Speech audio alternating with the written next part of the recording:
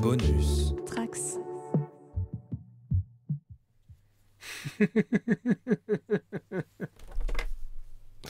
Tu veux qu'on fasse combien de temps? Et là, ça donne quoi? Tu m'entends d'où? Ah, c'est bon. Ouais, ça me paraît bien.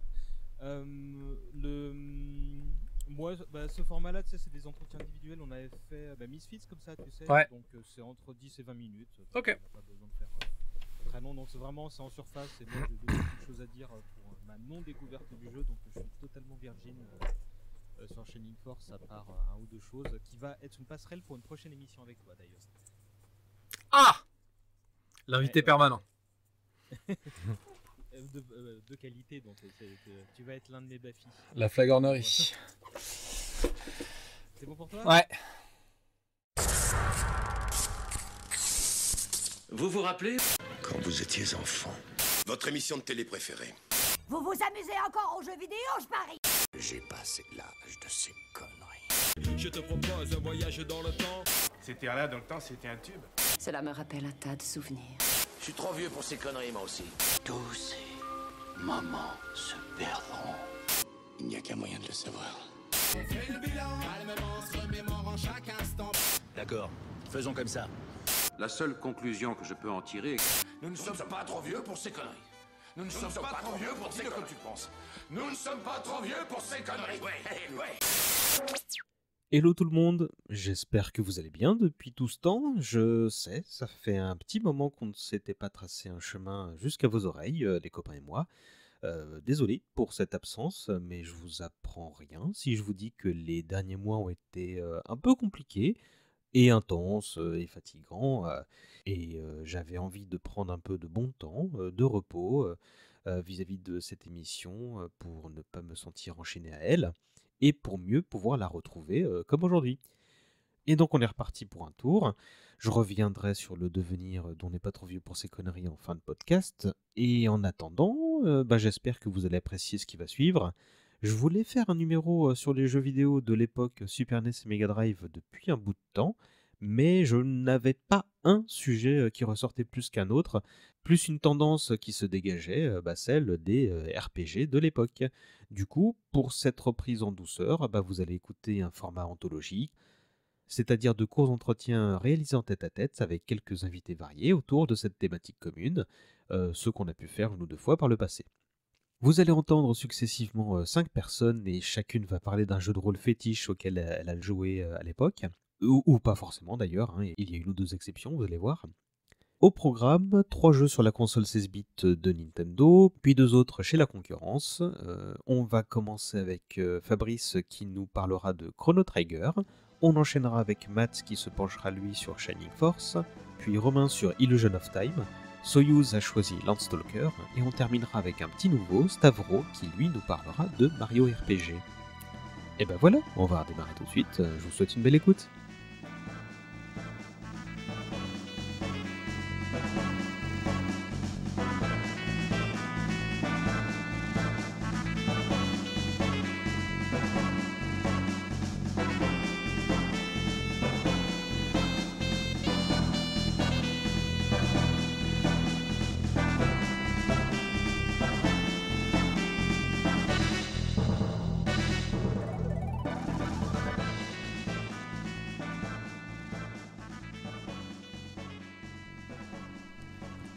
Et nous voici pour parler de la Super Nintendo avec Fabrice.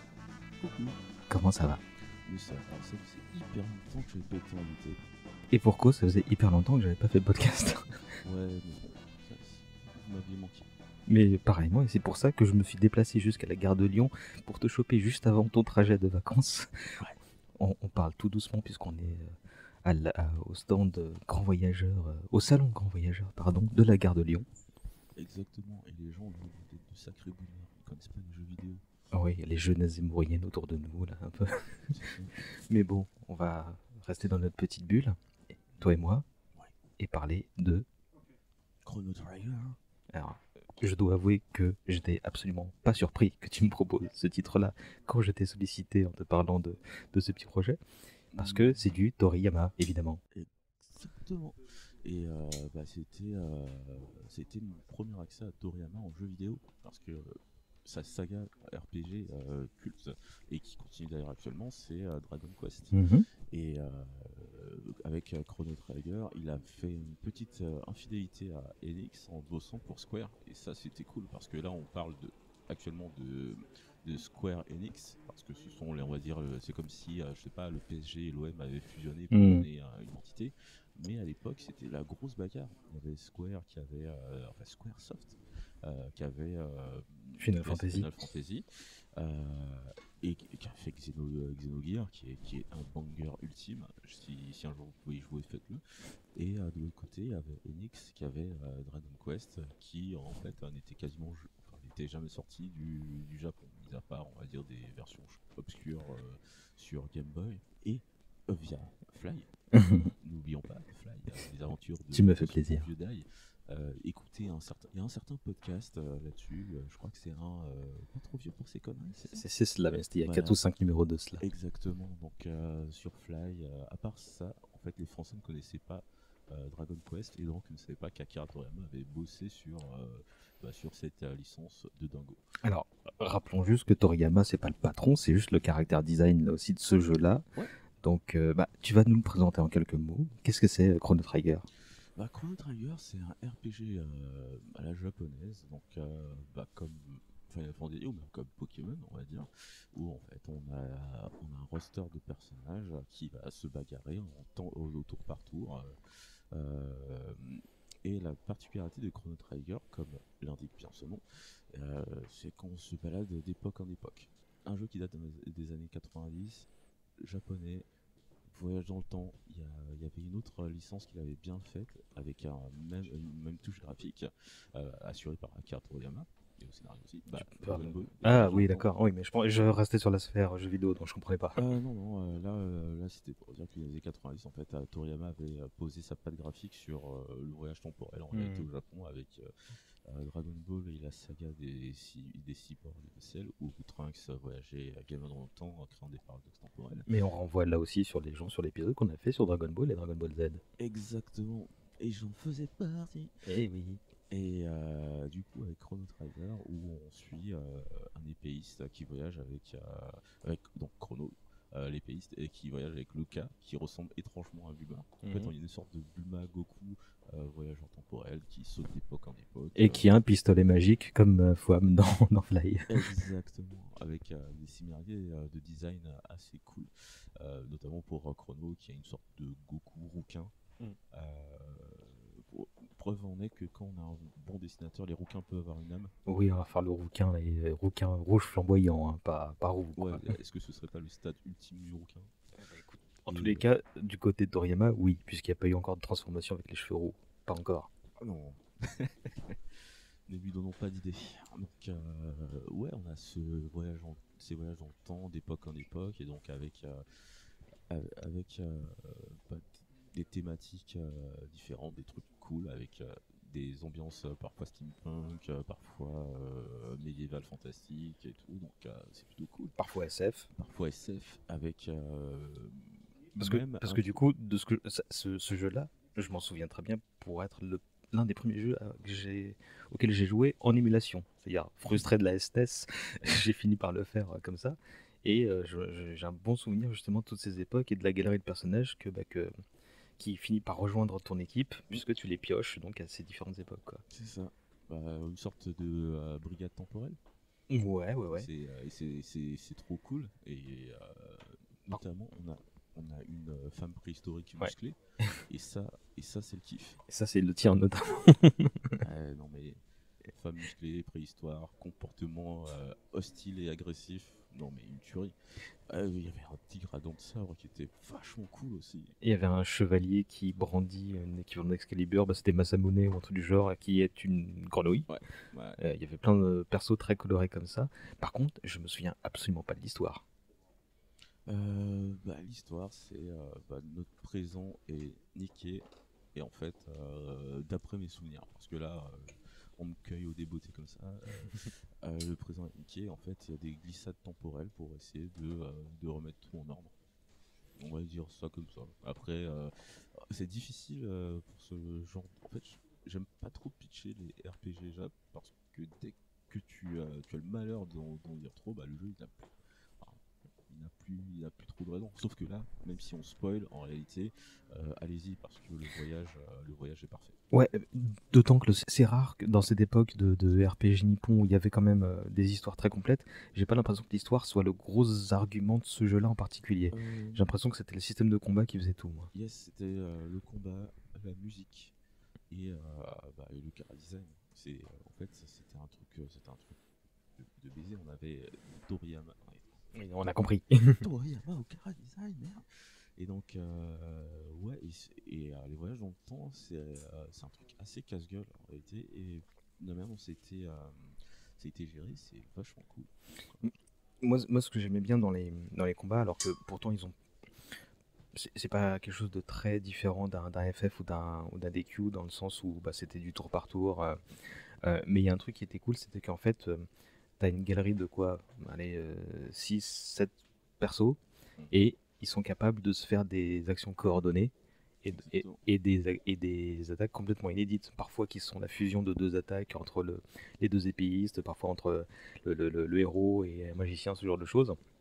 Mais ça apportait une strat en plus, parce que du coup, plutôt que, si je me souviens bien, tu devais préférer attendre ton tour pour pouvoir plus faire monter une jauge pour pouvoir sortir des attaques plus conséquentes, et notamment avec les partenaires que tu as. Donc en fait, c'était tout indiqué de faire de jouer l'attentisme pour sortir des trucs qui allaient péter la tronche plus facilement aux ennemis, quoi. Exactement.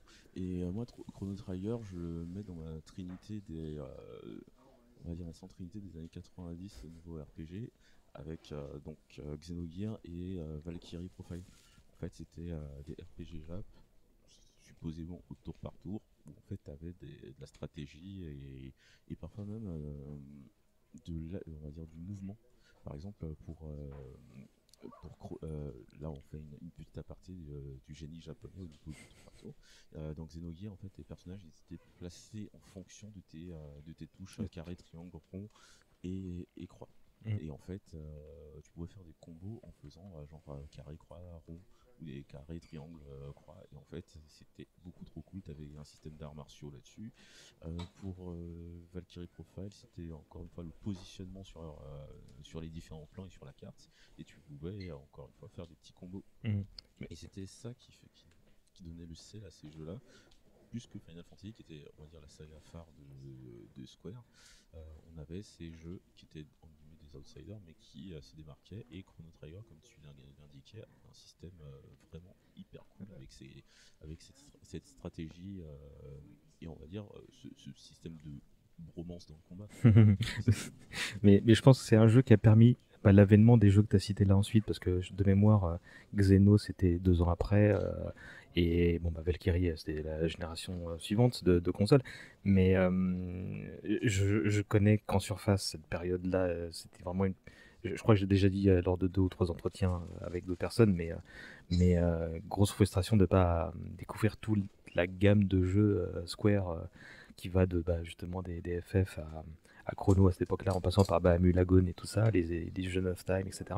Et j'ai l'impression que si tu voulais consommer du RPG un peu plus ambitieux, pas forcément meilleur, mais plus ambitieux en termes d'approche de game design et de jeu en lui-même, c'était cette école-là qu'il fallait privilégier. Et Chrono, alors j'en ai pas fait beaucoup justement des jeux en émulation, mais celui-là j'étais vraiment content de le faire parce que j'avais l'impression de voir un petit morceau d'histoire qui est quand même un peu méconnu, parce qu'on n'y a pas eu droit en France. Je crois qu'on a eu droit qu'à une version Advance sur console portable au début des années 2000, un truc du genre, et je sais pas ce que ça valait. Moi je dois t'avouer que j'y ai joué en version pas piratée, mais on va dire une version alternative. Mais n'aie pas peur des mots, moi je t'ai dit que je le faisais en émulation. Donc, ouais, c'était le seul moyen, et derrière j'ai rejoué de manière légale via le PSN US. D'accord. Encore une fois, c'est alternatif. Et grande question, est-ce que tu as joué la suite? Chrono Cross. C'est ça. Ouais, mais j'ai moins aimé. Enfin, il est super cool, mais il n'y a plus Toriyama design. Ouais, mais justement, je trouvais ça ambitieux de partir dans une autre direction qui avait l'air d'être quand même beaucoup plus adulte. Le changement de génération de console avait l'air de se manifester dans l'approche de ce nouvel épisode, dont je sais pas grand-chose, à savoir à part deux ou trois twists, je sais même pas si c'est le même univers, etc. Mais pareil, frustration suite, un jour peut-être. Et encore une fois, dispo sur le PSN US de la PlayStation 3. Donc ces jeux-là, en fait, ils sont à 9 balles max sur le PSN US. Vous faites un petit compte, vous mettez une adresse à l'anglais et c'est bon, vous payez par PayPal et vous récupérez des monuments de la PS1 ou même des générations avant, parce que Square a mis pas mal de RPG depuis la Super NES sur le PSN US de la PS3. Donc profitez-en avant qu'il soit fermé. Voilà pour les petits tuyaux. Je voulais te demander, toi, si tu avais un perso préféré dans le jeu, ou est-ce que c'est le rouquin? Parce que le rouquin, alors on va préciser, bon, les gens pourront faire une petite recherche, mais le rouquin, il avait un petit côté un peu plus oriental que les persos, justement, très européens des Dragon Quest, en fait. Ouais. Avec de la fantaisie très, très européenne. Là, il y avait un petit côté kimono, déjà, il avait un katana, ce genre de choses. Et après, évidemment, tous les autres personnages étaient un petit peu en couleur, mais il avait une tronche, hein. C'est pas pour rien qu'il était mis en avant. Après, moi, je regrette que c'était un héros à la Link dans Zelda, à savoir qu'il, de mémoire, il parlait pas du tout, en fait. Non, C'était le héros. il était silencieux, et puis... il y a un truc qui me revient, c'est qu'il meurt dans l'histoire. Il faut pas le dire. Parce que Si. encore une fois, Si, parce que ça a une incidence. Après, on va pas parler de l'après-twist, parce qu'il y a...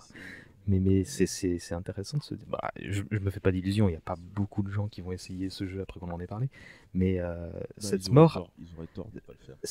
Et il y a un autre truc, c'est que le méchant de l'histoire, la mort du personnage qui intervient, on va dire, aux 2 tiers du jeu, lance pas un nouveau jeu, mais une 3e partie qui est vraiment complètement inédite en termes de storytelling, quoi. Pour le coup, tu te dis, ok, j'ai fini le jeu, je pourrais m'arrêter là, mais je veux savoir ce qui se passe après, et ce jeu te le permet, en fait.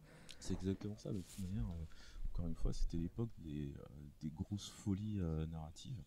Alors, je reparle de Xenogears, mais Square, il faisait nimp au niveau narratif, alors pas nimp dans le bon sens.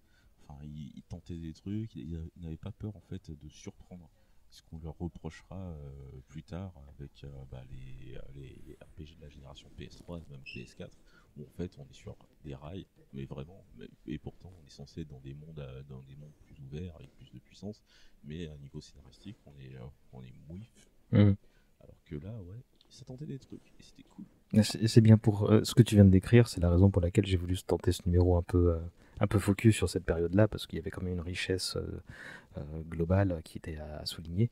Et donc, je te remercie à nouveau de t'être prêté au jeu. Laisser dire qui était mon personnage préféré. Non, effectivement, vas-y. Et je te dirais que c'est Ayla, la femme préhistorique. Ah bah oui, mais en même temps, il n'y avait pas de suspense. Femme musclée, mais sinon, derrière, c'est Glenn, et du coup, Graine, la grenouille épéiste. C'était le mien, ouais. Après, avec Magus, mais bon, pour une raison qu'on laissera, là pour le coup, on va pas tout spoiler.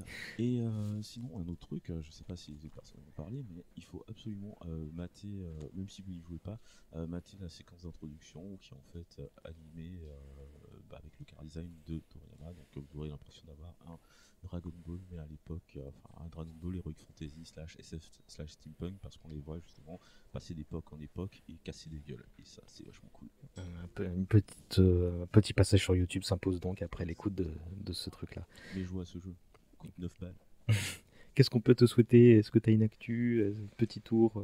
J'allais dire petit tour de table, mais bon, on est côte à côte. Une actu de bonnes vacances. On va essayer d'aller chiller entre les gouttes du virus. Et sinon, je vais peut-être relancer mon petit espace d'écriture sur Medium qui s'appelle The Place to Chill, parce que je l'avais arrêté parce que je ne chillais plus beaucoup. Et là, je vais essayer de me remettre à chiller, donc de partager mes petits instants de chill avec vous toutes et tous. Écoute, tu nous diras ça et on relaiera l'information le moment venu quand tu te permettras de chiller, de le faire savoir au monde. Et les Dragon Ball, parce que c'est cool. Oui, je pense qu'il y a encore 2 personnes qui ne nous écoutent pas, qui l'ont pas encore fait. Donc voilà, on va peut-être les convaincre ces 2-là. Écoute, je te remercie pour ce numéro d'ASMR improvisé. Merci à toi. Et puis, je vais te souhaiter de bonnes vacances. Merci. À plus, Fabrice.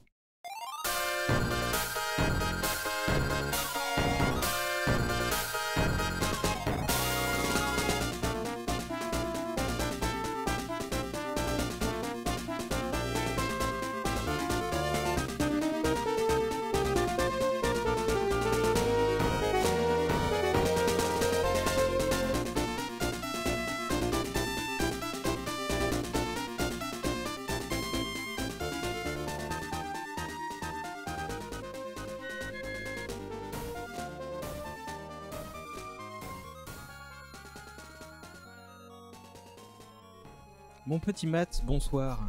Bonsoir César, comment allons-nous? Eh ben écoute, après 2, 3, 4 mois sans émission, fatigué parce que la paternité et le troisième confinement ont été rudes, mais ravi de t'avoir et de relancer l'émission, notamment en ta compagnie pour ce format spécial. Avec tout ce temps qui est passé, est-ce qu'on n'est pas trop vieux pour ces conneries? Avec tout ce temps qui est passé, je pense que tu es la seule personne qui refait cette blague à chaque fois qu'on a un entretien. Mais je te remercie pour le gimmick, il faut bien quelqu'un pour se dévouer. Et avec toi, on revient pour parler jeux vidéo et pour parler de Shining Force 1 et 2, mais surtout le 2. Ouais, surtout le 2, moi le 1 je le connais très peu. Shining Force est un jeu, un RPG, donc un jeu de rôle, alors role-playing game, qui est sorti sur Mega Drive au tout début des années 90, que moi je n'ai pas découvert au tout début des années 90, mais plutôt dans la deuxième partie des années 90, et qui est un jeu qui m'a particulièrement marqué pour plein de raisons qu'on va pouvoir détailler en fait. Je vais te demander de me présenter ça, parce que moi j'ai une connaissance de surface de cette série.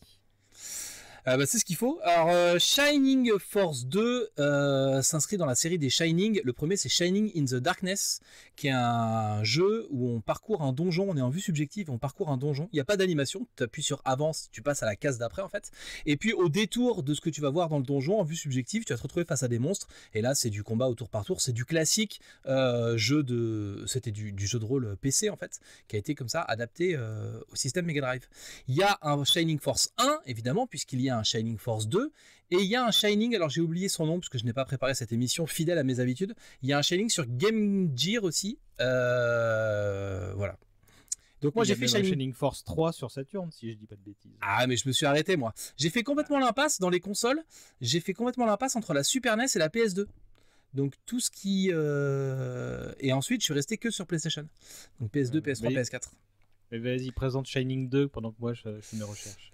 Donc Shining 2, vous allez me dire ce n'est pas très original puisque l'histoire de ce jeu au début, ça commence dans une école, on est un élève épéiste, on est en cours avec un élève centaure et une élève magicienne, c'est un vieux sorcier qui nous fait les cours, un peu comme dans tous les jeux qu'on va pouvoir trouver. Et puis d'un seul coup, le roi va appeler notre maître, il va nous dire de rester sage en classe, donc évidemment comme dans tous les jeux, on reste pas sage en classe, et on va au château, et en espionnant la conversation, on se rend compte qu'en fait, c'est un peu le bordel, et que visiblement, il y a une menace qui est en train d'apparaître sur le royaume.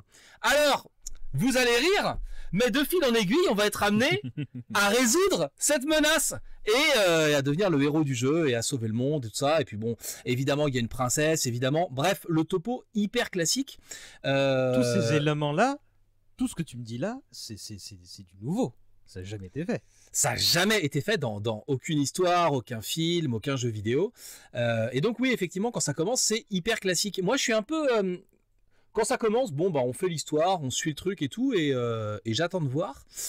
Et en fait, l'élément principal qui fait la différence de ce jeu va venir des combats, puisque ce n'est pas un RPG classique, donc ce n'est pas un jeu de rôle classique, ce n'est pas un action RPG comme on a pu le voir avec des jeux comme Mystic West, Secret of Mana ou Zelda. C'est un tactical RPG, ce qui fait qu'il y a une dimension tactique là-dedans et que quand il va falloir se lancer dans des combats, on se retrouve dans un système de combat qui ressemble un peu à une grille d'échecs.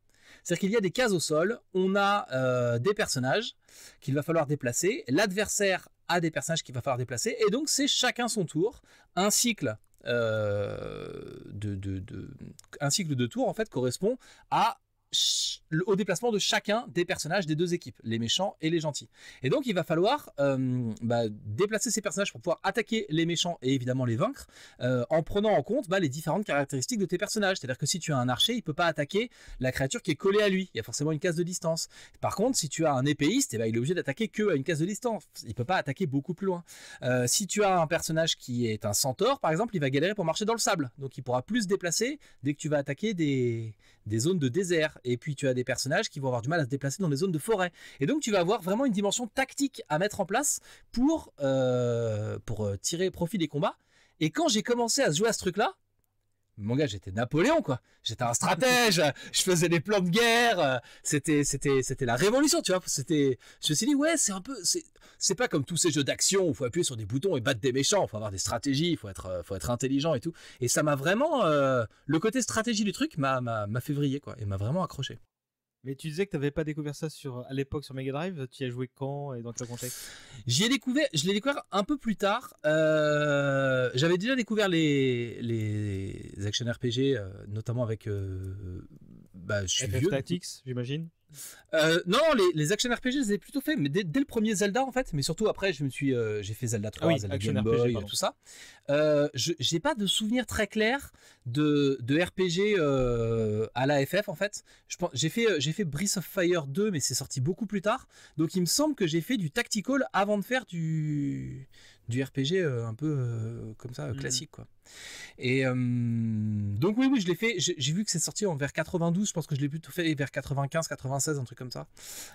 Parce que j'étais Team Nintendo, donc j'ai acheté une Mega Drive d'occasion quand elle a commencé à être. Quand j'ai commencé à avoir de l'argent et que elle a commencé à être moins chère. Donc je pense que ça fait partie des trucs que j'ai dû acheter avec ma première paye, tu vois, genre en 96 ou quelque chose comme ça. D'accord. Parce que moi j'étais Team Sega et pour autant. Alors moi, et forcément, à l'époque, j'étais jaloux de tous les RPG qui sortaient sur Super NES. Hein. Et pour autant, Shining Force 1 et encore plus le 2 me sont passés sous le nez pour des raisons, je pense, économiques. Mais j'étais fasciné par ces deux jeux parce que, et là, je vais te lancer une perche que tu saisiras pour une prochaine émission, parce que Player One en faisait des guides pour suivre le jeu en fait, et donc des guides stratégiques comme on pouvait en voir dans la presse JV à l'époque. Et en fait tout ce que je voyais, moi qui étais fan de fantasy déjà sans connaître forcément le terme, je voyais des magiciens qui lançaient des boules de feu et des épices qui fonçaient avec des grosses épées, donc j'étais content. Mais la dimension tactique, moi je sais plus quel jeu m'avait fait approcher ce genre de domaine, mais en fait il y avait tout pour moi qui m'appelait dans ce jeu là, donc j'étais vraiment frustré et je pense que j'ai lu le guide stratégique de Player One qui était en 2 parties à l'époque un nombre incalculable de fois, et j'ai peut-être même gardé là, tiens, je suis en train de me dire que le déménagement récent me fait dire que je connais peut-être le carton où j'ai mes anciens players. Et ce truc-là, donc, c'était une grosse frustration de ne pas pouvoir m'y mettre à l'époque. Il y avait un vrai intérêt à avoir un guide sur ce jeu-là à l'époque, parce que autant les combats, t'avais des moyens de t'échapper quand ça tournait mal, et du coup t'étais téléporté en ville, du coup tu récupérais ton énergie et tu pouvais reprendre le combat à zéro, mais en gardant ton expérience. Ce qui fait que la technique principale dans le jeu, c'était une technique basée sur la répétition. Tu commençais un combat, tu tuais tout le monde sauf le boss, tu t'évadais en ville, tu gardais ton expérience, tu relançais le combat, et comme ça, de fil en aiguille, en faisant des boucles de 4 ou 5 fois chaque combat, tu finissais par avoir des persos qui avaient des statistiques un peu pétées, et tu pouvais relativement rouler sur le jeu. C'est pas qu'une technique de gruge, c'est-à-dire que si tu le faisais pas, rapidement, genre vers le 7e, 8e combat, tu passais plus les trucs en fait. Donc tu étais quand même obligé, à certains moments de l'évolution du jeu, de t'arrêter pour faire des niveaux. C'était du farming comme ça, quoi. Fallait farmer, ouais. Et du coup, t'as pas besoin de guide pour ces trucs-là, parce qu'en fait, il suffisait de refaire les combats assez régulièrement, et puis après, tu pouvais passer les combats de façon assez simple. En revanche, les personnages, une fois qu'ils passaient leur niveau, c'était des enfants quand tu commençais le jeu, et une fois qu'ils passaient des niveaux, quand ils avaient atteint le niveau 20, tu pouvais les faire évoluer, et donc ils changeaient de classe. Soit ils changeaient de classe de façon naturelle, soit tu avais trouvé un objet caché dans le jeu qui pouvait leur faire passer une classe supérieure. Par exemple, ton archer pouvait devenir soit un sniper, soit il pouvait se retrouver dans une sorte de tank. Et du coup, c'était plus du tout la même chose. T'avais un petit gars avec une hache qui pouvait devenir soit un baron, soit un épéiste, en fonction de l'objet que tu allais lui donner. Et du coup, ces objets, c'était hyper punitif, parce que si tu les chopais pas au moment où tu allais faire tel donjon et tout, tu ne pouvais plus les avoir derrière. Tu avais une seule chance de pouvoir les prendre. Et pourtant le jeu est assez libre, tu suis l'histoire, mais si tu as besoin de retourner en arrière sur des endroits de la carte que tu as loupé, tu peux le faire facilement. Ça permet même de déclencher 2 nouveaux combats aléatoires, et donc de farmer un peu différemment. Mais voilà, il y avait 2-3 items d'évolution que tu pouvais choper que à un instant du jeu. Il y a des personnages que tu peux choper que à un instant du jeu, genre tu vas passer dans une ville, il y a un personnage qui est coincé, si tu le chopes pas dans le puits à ce moment-là, la ville va être détruite, et le personnage tu l'auras jamais dans ton équipe, quoi. Donc pour avoir l'équipe complète avec les personnages évolués au maximum, oui, il fallait vraiment pas rater le coche, et là t'es obligé d'avoir un guide, t'as pas le choix. Donc d'où l'importance d'avoir ces trucs-là. C'était vraiment l'époque de l'exigence des RPG, que ce soit des tactical, des action ou des RPG classiques. Ça demandait un investissement en joueur pour essayer d'être le plus complétiste possible, quoi. Il y a notamment, il y a dans FF6, il y a des persos que tu peux pas avoir, justement, que si tu fais pas une mini-quête ou des trucs comme ça, rien ne te le dit, si ce n'est ta découverte du continent, etc. Mais ça me fascine aussi. Mais je me souviens qu'à l'époque, alors que le décor était vraiment, c'était du made fan à la japonaise classique, hein, mais ce qui m'intéressait, c'était cette évolution, parce que dans les guides, je me souvenais pas qu'il y avait un objet par personnage, mais je savais que le héros du jeu avait une espèce de... Il avait lui 2 éléments, une pierre qui se logeait dans son bandana ou un truc du genre, un truc de l'ombre et un truc de la lumière. Et en fait, là, je voyais des trucs qui étaient beaucoup plus compliqués que ce qui était possible dans le jeu, à savoir tu pouvais peut-être choisir ta voix ou un truc du genre. Alors c'est pas un objet par personnage, c'était plutôt un objet par classe. Puisque du coup, tu vas récupérer plusieurs archers et tu as un seul objet d'évolution d'archer. Donc c'est à toi de choisir. En plus, tu peux avoir des préférences. Parmi tous les archers que tu vas avoir, tu peux choisir lequel tu vas favoriser parce que son nom te plaît, parce qu'il a un bon look, et du coup, lequel tu vas favoriser pour qu'il devienne un peu ton petit chouchou dans l'évolution de tes différents persos, quoi. Et oui, du coup, moi, il y a plutôt un côté appropriation plutôt qu'un côté choisir ta voix dans l'histoire. Mais du coup, tu me parles beaucoup des mécaniques et tout ça, j'ai pas l'impression que l'histoire soit particulièrement sans sas. L'histoire, c'est une histoire relativement classique. En plus, moi, quand je l'ai fait à l'époque, le jeu était en anglais. Donc je te cache pas que l'histoire, je vais pas en avoir saisi toutes les subtilités. Non, moi, c'est vraiment les mécaniques de... Moi, j'ai eu des souvenirs jusqu'à très récemment de secteurs du jeu qui m'avaient marqué. Quand tu commences à avancer et que t'es sur une map où en fait l'ennemi a disposé des sortes de... C'est des fleurs qui vont lancer des lasers, mais elles vont lancer des lasers sur toute la verticale de la carte.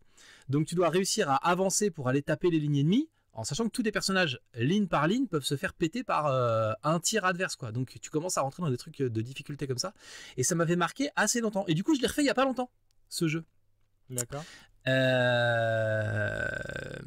Techniquement, ça a vieilli, hein, on va se le dire. En fait, ça m'était déjà apparu à l'époque, mais de la même façon que dans Shining in the Darkness, c'était la même chose. Il n'y a pas d'animation. C'est-à-dire que c'est 2 sprites qu'on va coller. Alors quand c'est le personnage qui est vu de dessus et qui marche sur la carte, t'as un sprite où il a le pied gauche en avant, un sprite où il a le pied droit en avant, et ça fait le boulot. Quand c'est des personnages en action, t'as un sprite avec l'épée en haut, un sprite avec l'épée en bas, c'est comme ça qu'il met son coup d'épée, quoi. Et puis sinon t'as quand il faut les faire un peu bouger en attendant qu'ils attaquent, c'est juste 2 sprites qui s'enchaînent sans aucune animation, quoi. Donc c'est hyper pauvre, c'est tout le temps les mêmes animations pendant le jeu. Le seul moment où tu vas découvrir un peu quelque chose, c'est quand tu vas faire évoluer tes magies, ou alors quand tu viens de faire évoluer un personnage qui a changé de classe, et là tu vas voir un nouveau mouvement. Et puis les méchants ont une musique d'attaque, et toi tu as une musique d'attaque. Donc tu vas entendre cette musique à chaque fois que tu vas attaquer, avec chaque personnage, pendant tous tes combats, pendant toute la partie. Donc il y a quand même un truc hyper redondant dans la façon dont c'est fait. Alors tu peux accélérer les animations, je pense que dès les années 90, ils avaient compris que c'était un peu relou, tu peux passer les textes et accélérer les animations. Mais oui, techniquement, il y a quand même un côté ultra répétitif qui fait que le jeu est un peu compliqué à faire aujourd'hui. Il faut vraiment... Moi, je l'ai refait avec une fibre nostalgique, et malgré tout, je suis allé aux 3/4 et j'ai pas tenu. Je sais pas si tu le découvres aujourd'hui, comme tu as envie de le faire, en fait, hein, on va se le dire, parce que tu t'es passé à côté de ton enfance en passant à côté de ce jeu. Je sais pas si tu vas kiffer, en fait. Moi, je serais tenté, mais maintenant, ça va être un peu compliqué, effectivement, pour la raison de timing, d'autant qu'il y a plein d'autres jeux. Tu vois, j'ai lancé à peu près 3 fois FF Tactics sans l'avoir terminé, donc je pense qu'un jour ou l'autre, si je dois accorder un ordre de priorité, ce sera d'abord pour ça. Mais c'est pas grave, je vais rester sur mon doux rêve d'enfant et feuilleter mes Player One. mais d'autant que ce truc-là a été une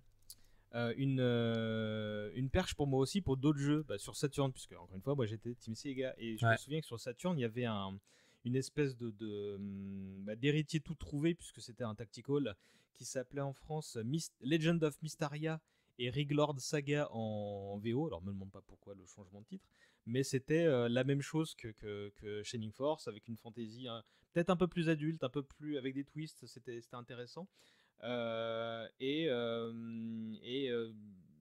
Mais c'était en 3D, donc forcément Echo Saturn avait tous les défauts, assez peu de transparence, etc. Mais c'était cool. Il y avait des animations.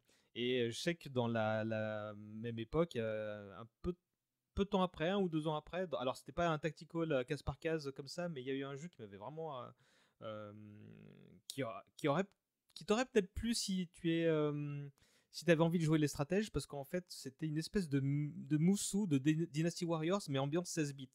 C'est-à-dire que tu voyais tes deux armées côte à côte, la tienne était à gauche et l'armée en face était à droite.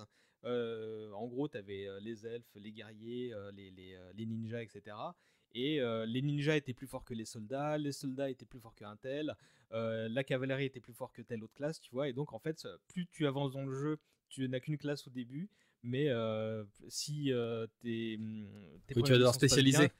Voilà, et tu dois acheter d'autres classes et en tant que chef d'armée, tu as toi-même tes propres attaques. Ça s'appelait Dragon Force, je crois, ce truc-là. Et c'était vachement bien aussi, mais dans un délire tout autre. Donc voilà, j'ai quand même fait ma part de tactical et de RPG, même si c'est pas cela, ça restera un doux rêve et c'est pas grave. Et ben, tu vois, moi le truc particulier avec le tactical, c'est que j'ai jamais pu en faire d'autres que Shining Force 2. Ouais, j'ai essayé Orger Battle. Ouais. Je sais pas, ça a pas pris. Il y a un truc qui fait que je suis pas tombé dedans. J'ai essayé Disgaea. Ce qui m'a saoulé, c'est que c'était des cartes qui s'enchaînaient. Il n'y avait pas vraiment d'histoire entre les lieux et tout. Et pareil, ça m'a pas plus fasciné que ça. Et finalement, le seul tactical que j'ai vraiment fait, c'est Shining Force 2. Et je suis resté sur ce truc-là. Bah, tu apprendras qu'il y a effectivement non pas un, mais 3 Shining Force 3 sur Saturn. Donc si l'émulation te tente, en fait, ils ont été tellement gourmands qu'ils ont fait 3 parties du jeu pour cet épisode-là. J'ai entendu dire qu'il y a eu tantôt des tentatives de remake, tantôt des suites, mais bon, rien de qui n'a avancé, parce que bon, bah, Sega par la suite a arrêté d'être constructeur et s'est contenté de faire quelques licences. Hein. Mais bon, si ça te tente, hein, Shining Force 3, c'est sur la table. En émulation quelque part, peut-être. L'émulation, c'est le mal. Hein, on va aller au troc de Lille, racheter les vieilles consoles. C'est ça qu'on va faire. Évidemment. Mais non, écoute, j'étais content d'évoquer ça avec toi, parce que vraiment, j'espérais quand j'ai lancé les sujets que quelqu'un me dise Shining Force. Sauf que bon, ça, j'ai lancé ce sujet il y a des mois, entre temps. On a été confinés, on a fait des trucs. Voilà, et quand j'ai vu ça sur la liste, j'ai fait ah bah Matt il va revenir, et puis de toute façon, comme je te disais tout à l'heure, c'est une bonne perche pour parler de Player One et de toute la presse de l'époque, à un moment ou à un autre. Ouais, il faut qu'on parle de Player One. Moi, c'est ce qui va peut-être être mon domaine de spécialité. J'ai commencé par Console Plus, j'en ai eu quelques-uns. Je suis passé à Player One. Il y a eu plein de magazines à l'époque. Il y a eu des trucs genre Supreme Power ou des trucs comme ça, qui étaient même des magazines éphémères. Mais oui, Player One, c'est une vraie pierre angulaire dans l'importation de la culture japonaise, et c'est bien culture le mot en fait en France. Ils ont beaucoup participé à l'émancipation des jeux vidéo, à la démocratisation et à la publication des mangas. Ils sont pas innocents dans le fait que ce soit un phénomène aujourd'hui. Et j'ai eu le plaisir de rencontrer des membres de la rédaction dans une petite conférence il y a 2 ans, donc j'aurais plein de trucs à dire là-dessus. Oh là là, je me caresse les tétons. J'ai très hâte. Mais en plus, il doit y avoir 1 ou 2 bouquins. Oui, je crois qu'il y a un bouquin sur l'histoire de Player One. Il y a un bouquin sur l'histoire de Player One. Et là, les auditeurs ne le savent pas, mais le Matt recule pour aller prendre dans sa bibliothèque un gros bouquin qui s'appelle Les Chroniques de Player One, qui est sorti chez Pika Édition et qui raconte voilà, la création du magazine, comment ça marchait, ce genre de choses, quoi. Et c'est sympa, c'est très sympa. On apprend plein de trucs. Je vais me pencher dessus, et promis, on essaie de faire ça. Ça roule, on aura plein de trucs à se raconter d'ici là. Mais écoute, je n'en doute pas. Matt, est-ce que tu vas faire Shining Force 2 ? Est-ce que tu t'es plutôt convaincu de le faire ou de rester sur le rêve que tu avais de ça ? Écoute, je pense au moins que je vais faire un entre-deux et que je vais le trouver en émulation et le lancer pour voir un peu le début. Et peut-être que ça peut occuper certaines tranches horaires nocturnes. Mais je viens d'ouvrir mon livre de Player One. J'ai l'impression qu'il est dédicacé par Crevette, par Matt et par Didou. Mais c'est incroyable! C'est incroyable. Vénard.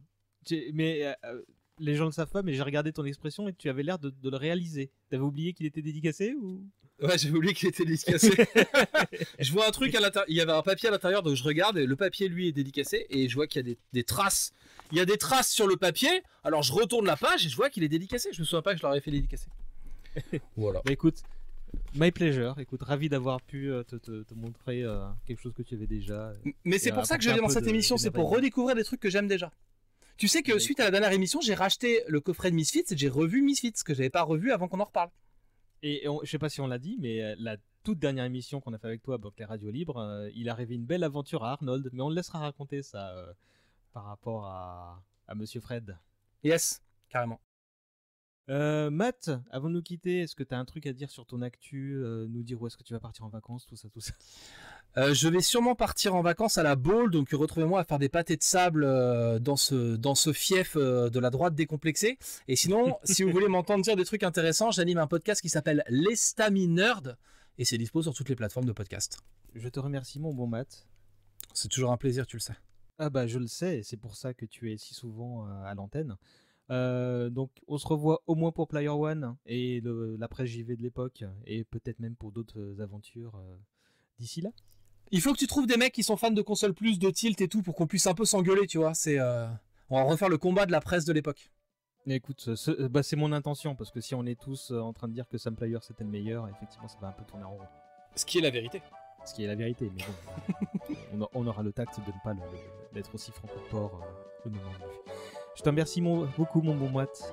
À bientôt. À plus.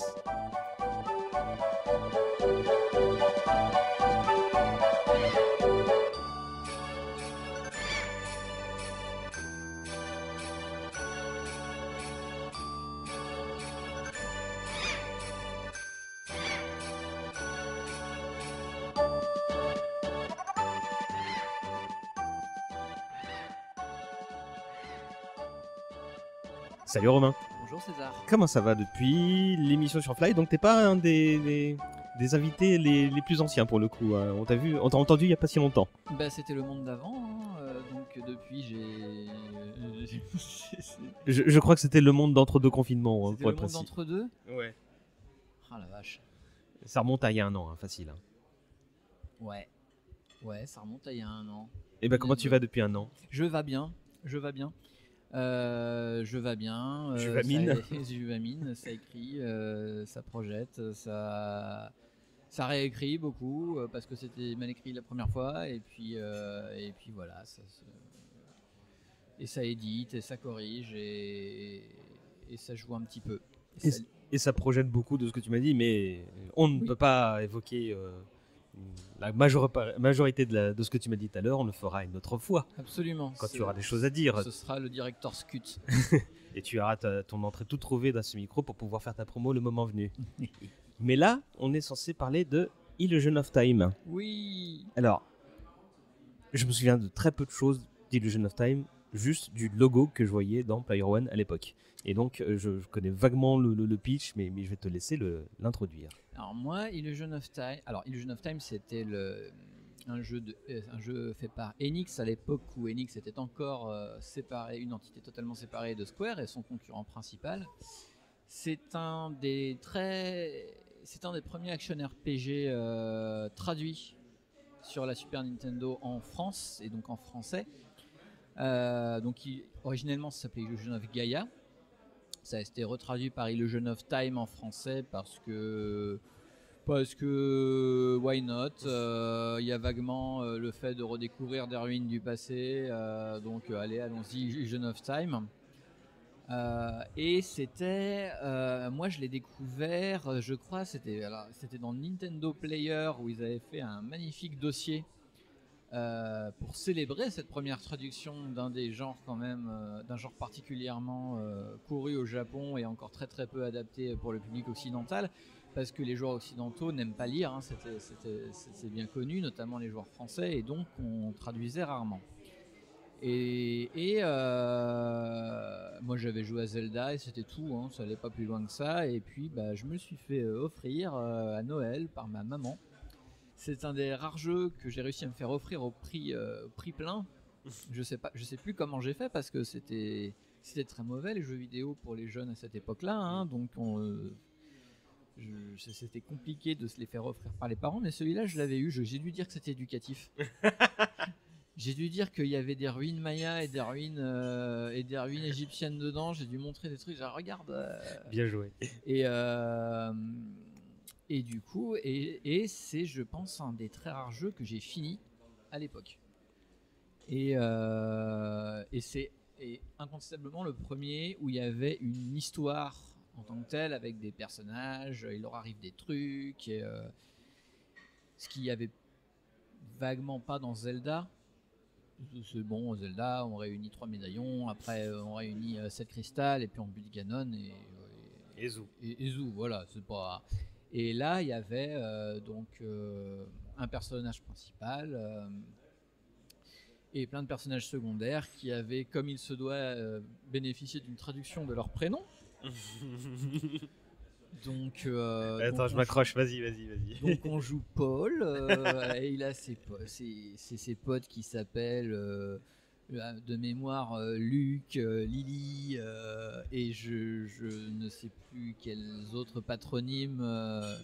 Bien français, j'ai même envie de dire parisien, enfin c'est bien chrétien en tout cas.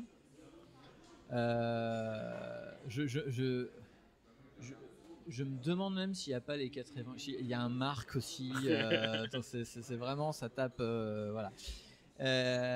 Mais surtout, voilà. Et donc le principe de Illusion of Time, c'est qu'on joue un jeune homme qui va être bien sûr l'héritier d'une prophétie ancienne et qui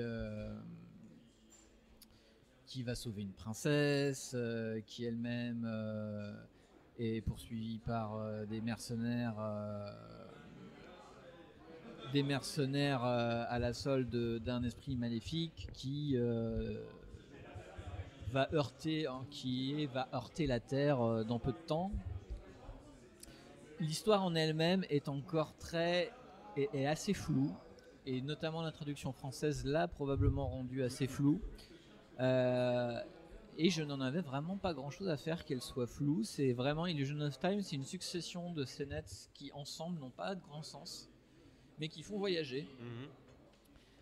Qui font voyager en changeant d'esthétique, donc en changeant un peu de gameplay aussi au fur et à mesure que tu avances.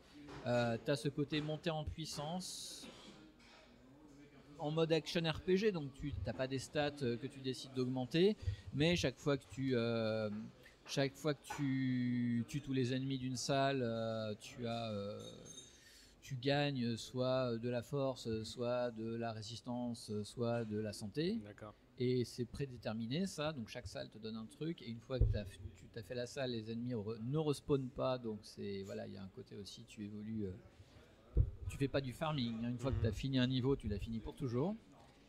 Et il y a une progression des pouvoirs du personnage. Donc à la base tu joues un jeune garçon avec les cheveux ébouriffés qui se bat avec une flûte. Ok, je crois que ça me dit quelque chose ça. Donc tu tapes avec ta flûte comme si c'était un bâton, et de temps en temps tu joues de la flûte parce qu'il y a certaines mélodies qui ont des rôles qui sont plus ou moins magiques et qui débloquent différents niveaux au fur et à mesure de l'aventure. Et comme tu es l'héritier d'une prophétie, tu es en contact régulier avec l'esprit de Gaïa. Donc chaque contact est par ailleurs l'occasion d'un point de sauvegarde. Et l'esprit de Gaïa, en des points clés du scénario, te donnera différents pouvoirs. Donc au début, des pouvoirs qui sont inhérents à ta forme de jeune garçon cheveux ébouriffés avec ta flûte. Donc, tu vas apprendre à charger. Tu vas apprendre ce café, y a pas de problème. Merci beaucoup. Tu vas apprendre à charger les murs pour détruire les murs. Tu vas apprendre à faire la tornade pour grimper des pentes et buter des ennemis. Et à un moment donné, tu vas apprendre à te transformer en chevalier. Parce qu'effectivement, Paul va être capable, en gros, de devenir l'incarnation de guerriers du passé. Et donc notamment d'un chevalier qui va être le chevalier, donc qui était traduit comme Chrysaor en français. Ok. Donc qui a une épée d'or. Donc ok, adaptation qui se vaut.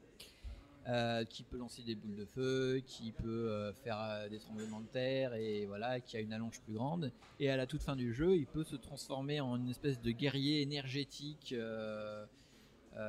qui est la forme ultime du joueur et qui était liquéfia en français, parce qu'elle peut se liquéfier et passer, et passer les murs et passer le sol.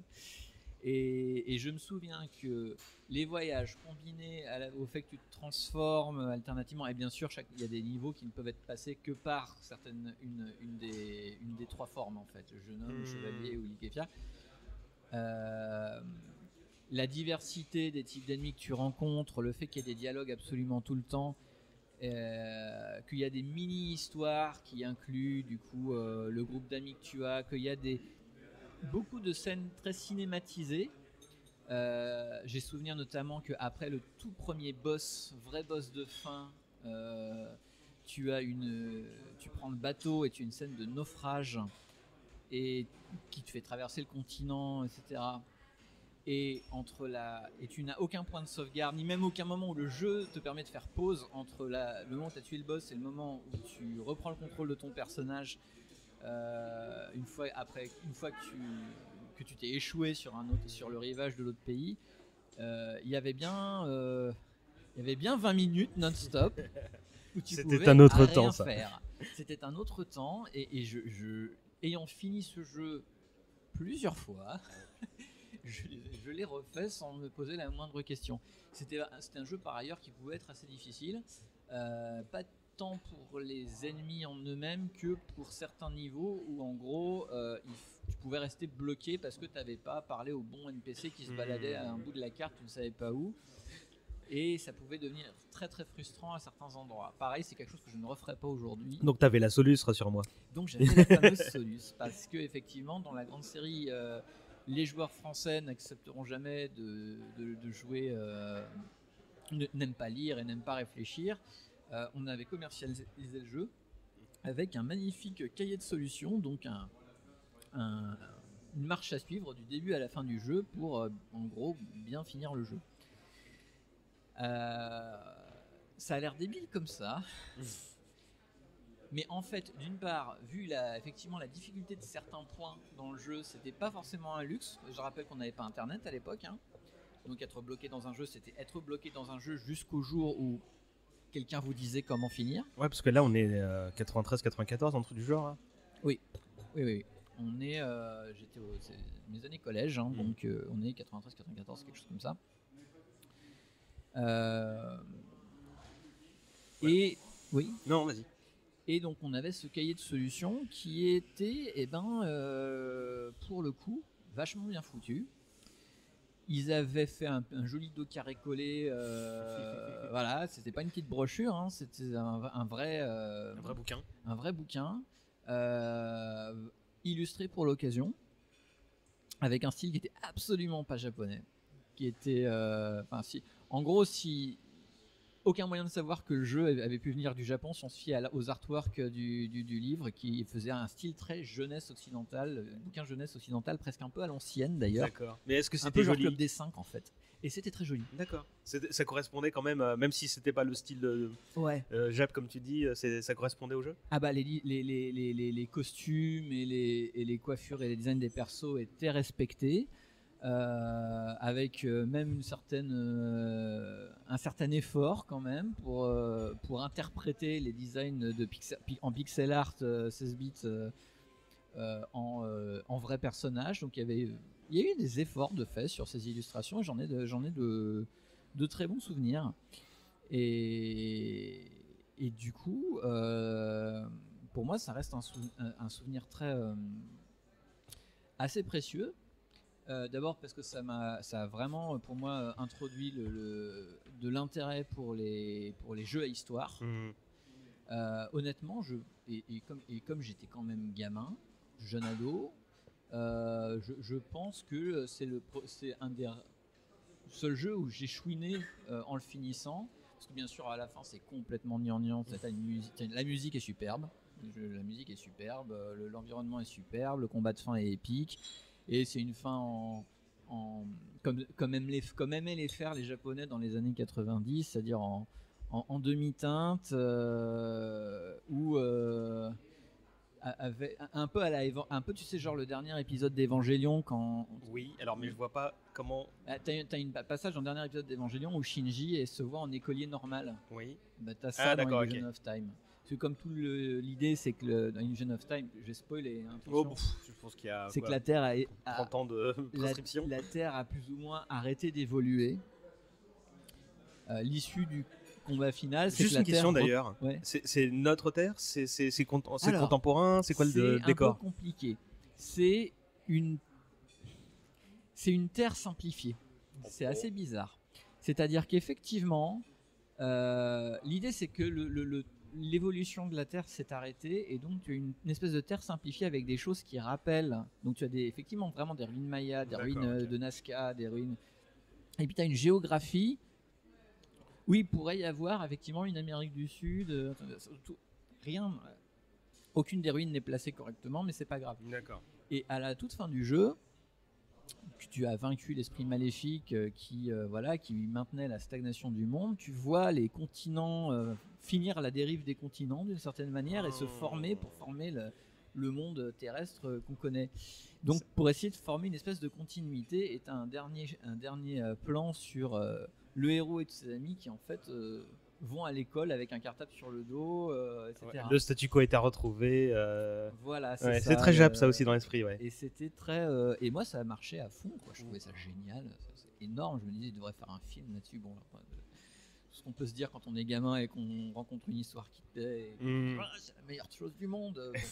Mais c'est marrant parce que quand tu m'as proposé ce sujet-là, et c'est seulement là pendant que je te parlais que j'ai fait ma petite recherche, je pensais que tu me parlais d'un autre jeu qui était de la même époque et qui était de l'écurie Squaresoft là cette fois, et c'était Secret of Evermore, où il y avait un gamin qui accompagné d'un clébard et qui se baladait d'époque en époque, et en fait je pense que j'ai fait l'amalgame à cause du titre de Illusion of Time. Eh ben tu as bien fait, parce que c'était une gamme, et je crois que Secret of Evermore était censé. Alors, Illusions of Gaia, il me semble qu'il y avait un premier. Une espèce de saga mère qui s'appelle Soul Blazer ou un truc du genre. Voilà, il y avait Soul Blazer avant.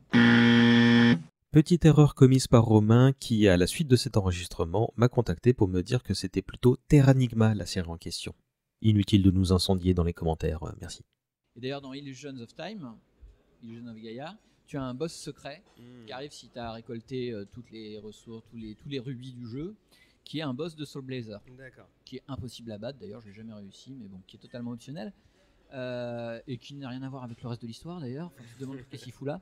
Et donc, il y avait Soul Blazer, Illusion of Gaia et Secret of Evermore, qui est sorti après, et qui a été effectivement également fait l'objet d'une adaptation en français. Qui n'a pas du tout eu le succès par contre de Illusion of Gaia, je crois, mais qui est surtout arrivé un peu en moment où la Super NES commençait sa fin de vie en fait. Ah, mais c'est pour ça que j'ai fait l'amalgame, parce que c'était vraiment une époque qui a duré quelques années, mais une époque de frustration pour moi, parce que j'avais pas la Super NES, donc c'était des jeux que je suivais sur les magazines de jeux un peu frustré, mais du coup je comprends mieux la relation que j'ai créée dans ma tête. Bah, c'était aussi, bon, t'avais ça aussi dans les Final Fantasy, mais t'avais ça très très fort dans cette gamme de jeux là, le thème de la planète qui se meurt, ou de l'esprit de Gaïa qui est attaqué par soit les humains, soit etc. Bon, c'est quelque chose que tu vas retrouver énormément dans les Final Fantasy après, mais c'était déjà vraiment très prégnant dans cette gamme de jeux d'Enix. Après, c'est aussi des jeux qui pêchaient beaucoup, je pense, parce que c'était quand même des histoires très décousues. C'était du symbolisme en fait, tu vois. C'est pas grave si les scènes, s'il n'y a pas de vraie cohérence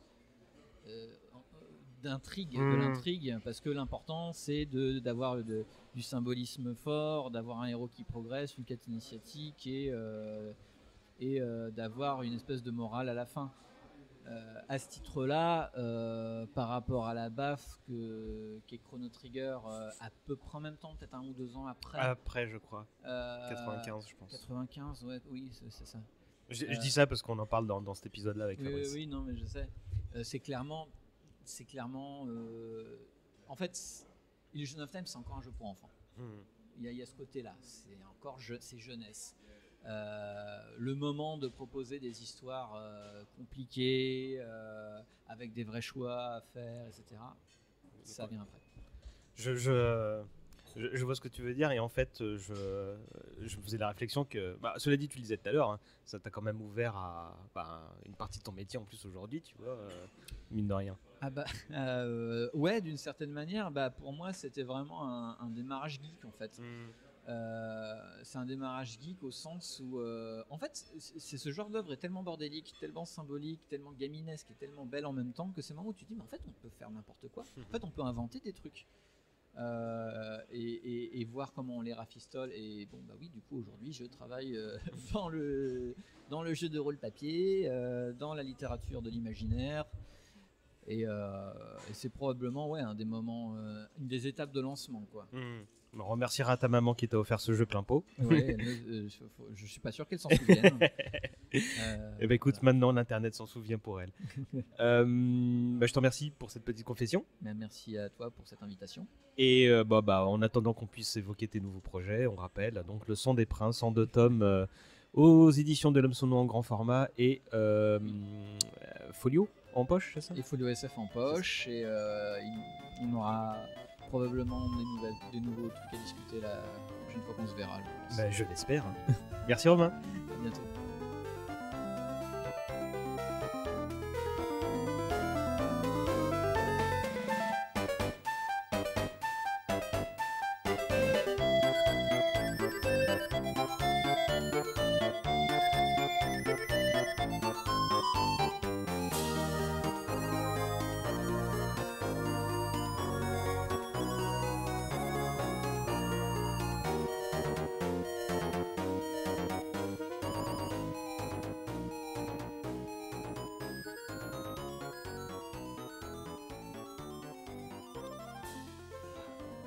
Salut Soyouz. Bonjour. Comment ça va depuis cette lointaine émission? La dernière c'était X-Files, sachant que s'il y a des auditeurs fidèles parmi les 4 qui restent à cette émission, tu étais même là à la toute première pour Final Fantasy VII. Tout à fait, écoute, ça va plutôt bien. On fait aller dans cette période de crise sanitaire comme on peut. Là, on profite de nos passes actifs et bien éclairés sur nos smartphones pour bénéficier d'une petite rencontre à Bastille. Et je reviens tout de suite pour te mettre un peu mal à l'aise, où tu me disais que finalement, tu avais acheté le remake de Final Fantasy VII, contrairement à ce que tu disais il y a 3-4 ans. Exactement. Tout d'abord, vaccinez-vous. Et ensuite, oui, tout à fait. J'avais dit ça. J'avais dit, ouais, non, ça m'intéresse pas trop. J'avais peur d'un truc un peu sérieux, comme ils faisaient sur leur dernier truc. Et en fait, non, j'y ai joué. Et j'ai beaucoup aimé. Et j'apprécie ce qu'ils ont fait. Voilà, on fait nos mea culpa. Moi, j'en fais aucun, mais c'est pas grave. On est venu ici pour parler de Landstalker. Donc on est dans cette petite séquence où on se rappelle nos souvenirs de RPG. Et donc toi, quand j'ai fait l'appel, tu as sans hésiter donné ce nom-là, nom que j'espérais voir rapidement. Et Dieu merci, tu as parlé de ce vieux jeu d'aventure un peu à la Zelda, mais je vais te le laisser le présenter. C'était au bon temps de la Mega Drive. Tout à fait. Du coup, ça me fait plaisir que tu connaisses ce jeu parce que pas beaucoup de gens le connaissent.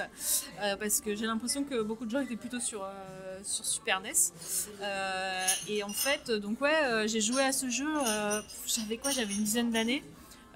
C'était le grand frère d'une amie à moi qui l'avait montré à mon petit frère parce que tous les deux ils jouaient à la console et donc du coup c'était un espèce de RPG, de ARPG Zelda-like où on incarnait un petit bonhomme qui avait des oreilles pointues comme Link qui s'appelait... Tu avais une elfe, une petite fée qui l'accompagnait comme Link.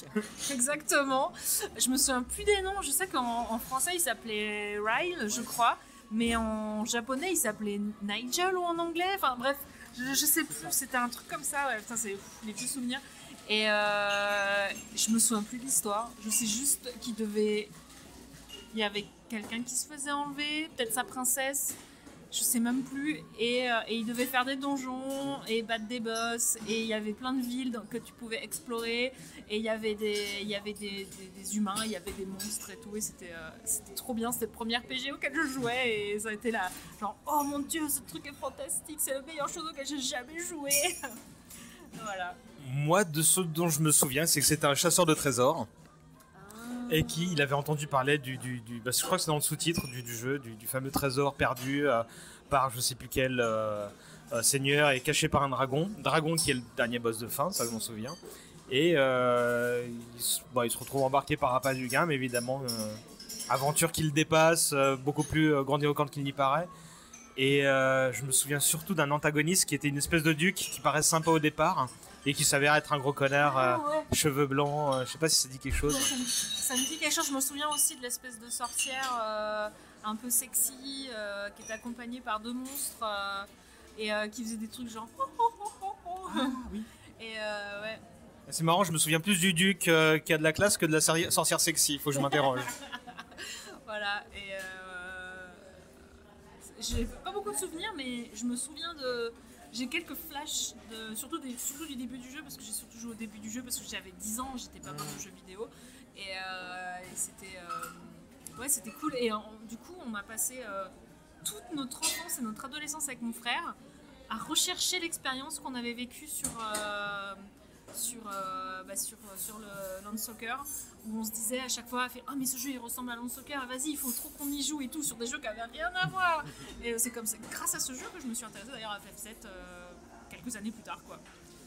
C'est une manière de boucler la boucle, mais moi je me souviens que le studio s'appelait Climax.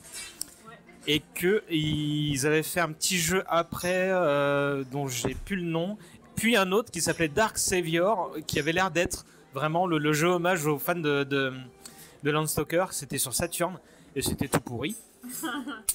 Mais Landstalker, moi je me souviens que c'était pour beaucoup, et manifestement c'est ce que tu as commencé à dessiner tout à l'heure, c'était un peu le sauf-conduit idéal pour tous les fans de RPG qui n'avaient pas la Super NES et qui se retrouvaient, qui au final n'ont pas été trop maltraités, parce qu'il y avait Soleil, il y a plein de jeux qui ont fait la gloire de la Mega Drive à cette époque-là, mais je crois que c'est vraiment le tout premier, surtout pour les auteurs européens, parce qu'il était en français. Oui. Il était en français ce jeu-là.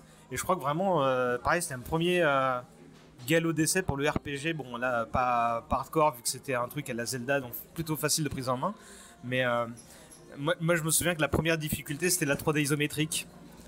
La 3D isométrique, mais quel enfer ce truc, il fallait jouer sur les diagonales de la Mega Drive. Et du coup, parce que je l'ai téléchargé en émulateur, j'avais oublié ça. J'avais oublié que j'avais téléchargé ce jeu. Mais toi, tu l'as découvert sur un Mega Drive? Je l'ai découvert sur Mega Drive, et tu y as rejoué, d'accord. Mais avec mon frère. Mais ce jeu, il nous a tellement obsédés pendant des années que dès qu'on voyait nos loot en forme de bourse d'or, c'était ça ressemble à Landstalker, il faut qu'on y joue et tout. Genre, pour des jeux qui n'avaient rien à voir.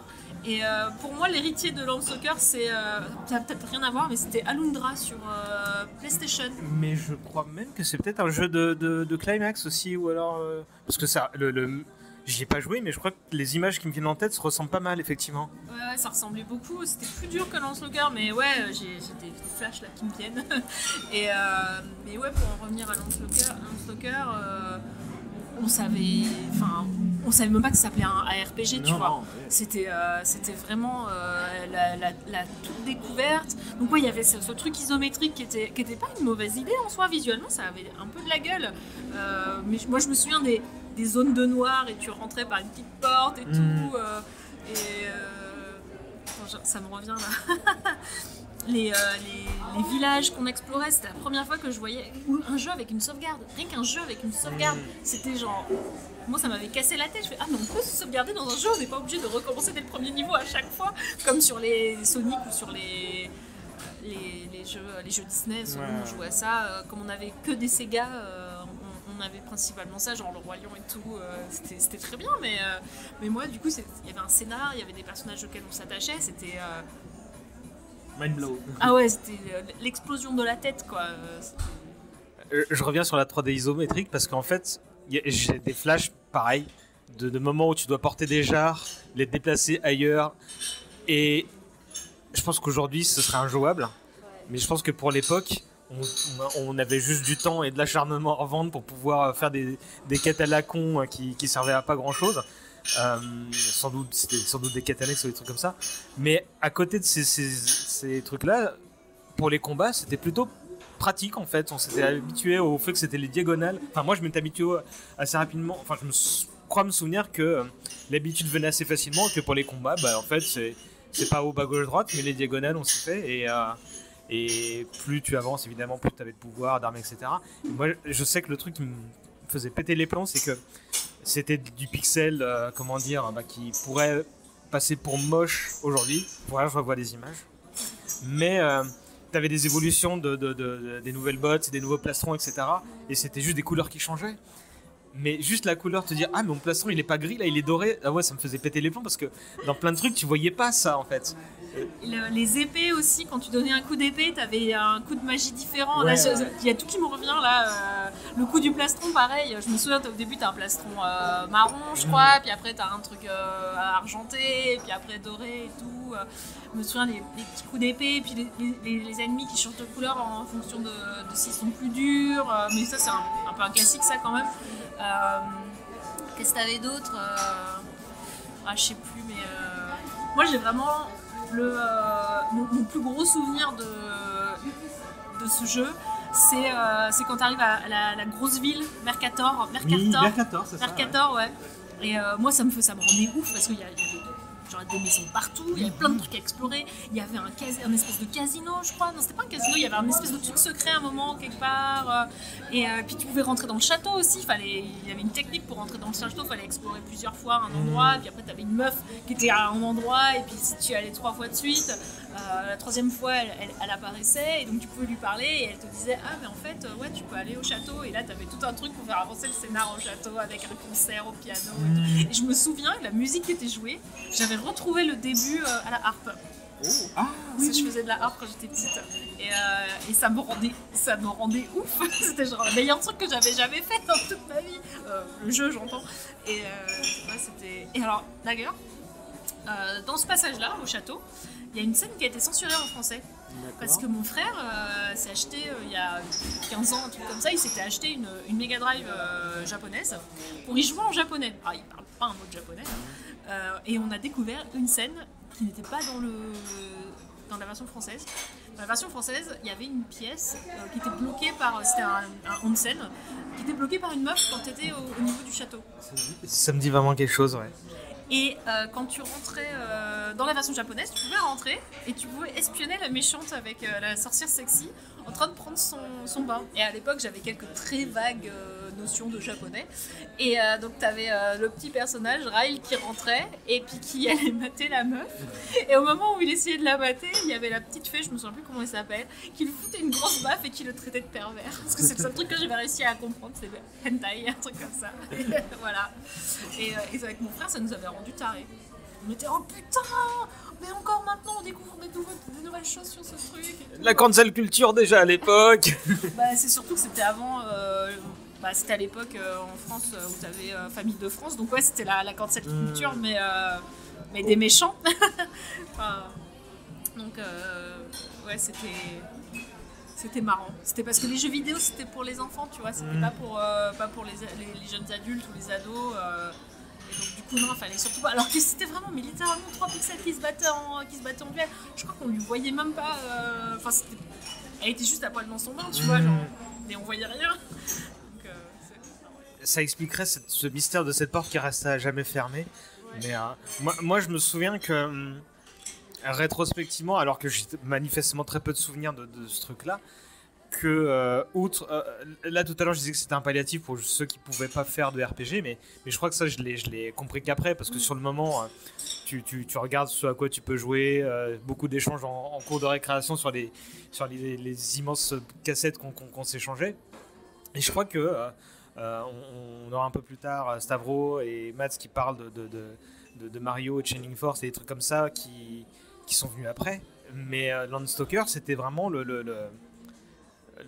pied d'entrée pour de l'aventure plus accessible plus que traduite. Et je crois que c'est un des rares jeux que j'ai dû faire 2 ou 3 fois, parce que des jeux qui t'amuse par l'histoire, même si elle était simplette, mais parce qu'il fait vivre une sacrée épopée, en fait, je crois que j'en avais pas eu, en fait, je devais avoir comme toi 10 ans quand j'ai joué la première fois, donc bah, évidemment j'ai très envie d'y rejouer maintenant, même si j'aurais jamais le temps, mais ce sentiment de découvrir une odyssée, ouais, je crois que c'était une des toutes premières en jeu vidéo, quoi. Ouais, ça c'était ouf. Comme je disais, on pouvait se sauvegarder, il y avait des dialogues, il y avait des personnages, c'était complètement fou, quoi. Moi je me souviens que je trouvais ça dur quand même. Ouais, mon frère il y arrivait, mais moi j'étais un peu nulle. Les commandes, j'ai pas eu trop de mal aussi à m'y habituer. Mais parce que bon, il y avait littéralement 2 boutons A et B, les flèches directionnelles. Il y avait peut-être les R1 et R et L peut-être à l'époque, déjà sur Mega Drive. Je sais plus. Non, c'était juste 3 boutons. Et donc, du coup, ouais, c'était sommaire. C'était on attaque et puis c'est tout, quoi. Ouais. Et tu parlais des jarres tout à l'heure, et donc du coup, j'ai eu le souvenir d'une pièce remplie de jarres où tu pouvais les détruire, et je crois qu'il n'y avait rien derrière. Il y avait peut-être un coffre la première fois que tu le fais, mais je suis même pas sûre. Et je me souviens, avec mon frère, on avait tout défoncé. Je crois qu'il y avait un truc comme ça dans un Zelda aussi, mais c'était peut-être un gimmick des jeux d'aventure, tu vois, comme ça. Mais toi, est-ce que comme moi, c'était ton premier de jeu d'aventure comme ça, ou est-ce que tu as des souvenirs plus anciens de... C'est mon premier jeu d'aventure comme ça, ouais. Parce que c'est vraiment le truc où je me suis dit, ah mais en fait les jeux vidéo ça peut être cool. Parce que j'aimais bien les jeux vidéo, mais viteuf, moi les jeux de plateforme, j'y jouais mais j'étais pas très bonne, il n'y avait pas d'histoire pour m'accrocher. J'ai des très bons souvenirs de Sonic et de jeux plus vieux, notamment sur Master System, parce que ça a été notre première console. On jouait à Alex Kidd. C'était méga dur, des trucs comme ça. Et en fait, j'aimais pas le fait. Je savais même pas que la sauvegarde c'était possible, donc du coup, moi ça me frustrait de ouf. Ouais. Parce que j'en avais marre de toujours faire les mêmes. Le premier niveau de Alex Kidd, il est gravé dans ma mémoire à jamais, tu vois. Je m'en souviens encore. Alors que là, tu pouvais avancer. Il y avait mes sauvegardes à mes endroits préférés, notamment Mercator. Tu avais aussi un village après, dans un arbre, je crois. Ouais. Mais je me souviens plus, c'était des bonhommes. C'était pas des humains, je crois, les personnages. Là, je l'ai plus en tête, mais ça me parle vaguement. Ouais, il y avait. Je crois que c'était des nains ou une connerie dans le genre, je sais plus ce que c'était, ou des lutins. Et je me souviens aussi qu'on pouvait accéder au village de la fée. Mais avec d'autres fées, avec d'autres fées, sauf qu'en fait, elles étaient un petit peu en hauteur. T'avais une fée devant chaque porte, et je me souviens qu'avec mon frère, on avait passé des heures et des heures et des heures à sauter de l'échelle pour essayer de sauter, pour essayer d'aller dessus sur la petite plateforme, pour essayer de voir en fait, pour pouvoir rentrer dans le village des fées, et on n'a jamais réussi. Ça c'est parce que c'était sans doute pas possible en fait. Parce que c'était sans doute pas possible en effet. Mais je revois encore la scène parfaitement. Et tu disais que ça t'avait amené à d'autres jeux, notamment les Final Fantasy. Est-ce qu'il y a d'autres jeux avant ou après que tu as... En fait, pendant très longtemps, on n'a pas joué... moi, j'ai plus joué aux jeux vidéo pendant longtemps. Longtemps. Moi, ça me paraissait le bout du monde quand j'étais petite, mais je me suis remise aux jeux vidéo. Bon, là, j'avais 10 ans, je me suis remise, j'avais... à y jouer avec FF7. Je m'étais remise aux jeux vidéo avec Tomb Raider. À l'époque, j'avais quel âge? Je devais avoir 14 ans, un truc comme ça, j'étais en 3ème. Et en fait, je me souviens, j'avais vu les publicités d'FF7 à la télé alors que je voulais acheter Tomb Raider. J'ai dû raconter ça sur l'autre podcast. Voilà. Et je me dis, ah, mais ça, c'est un RPG. Ah, mais Landstalker, c'était un ARPG. Ça doit être un peu pareil. Et donc, du coup, j'ai acheté FF7. Je suis là. Mais c'est vrai que pendant hyper longtemps, on a essayé de retrouver un peu cette ambiance avec mon frère, et on l'a retrouvé avec les vieux FF. Les vieux FF, j'ai retrouvé parce que j'ai joué du coup à FF 5, 6, Chrono Trigger sur émulateur. Du coup, grâce aux émulateurs, on avait trouvé Landstalker justement. Et par contre, c'était injouable parce que du coup, il fallait appuyer sur, à cause de la 3D isométrique, fallait appuyer. On ne pouvait pas appuyer en diagonale. Donc sur les touches du clavier, c'est ça. Il fallait appuyer en même temps sur la flèche du haut et la flèche en diagonale, mais littéralement en même temps, parce que si on faisait légèrement décalé, ça marchait pas. C'était injouable, c'était l'enfer. Et donc, du coup, j'ai pas dépassé vraiment entre guillemets le premier niveau avant que tu tombes et que tu te fasses récupérer par les espèces d'Ewoks. Putain, les Ewoks, les espèces d'Ewoks moches là.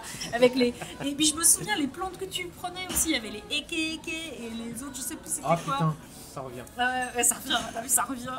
L'espèce de plantes avec des. Il y en avait des rouges et puis il y en avait d'autres, je sais plus c'était lesquels. Il y en avait qui étaient plus chers que d'autres.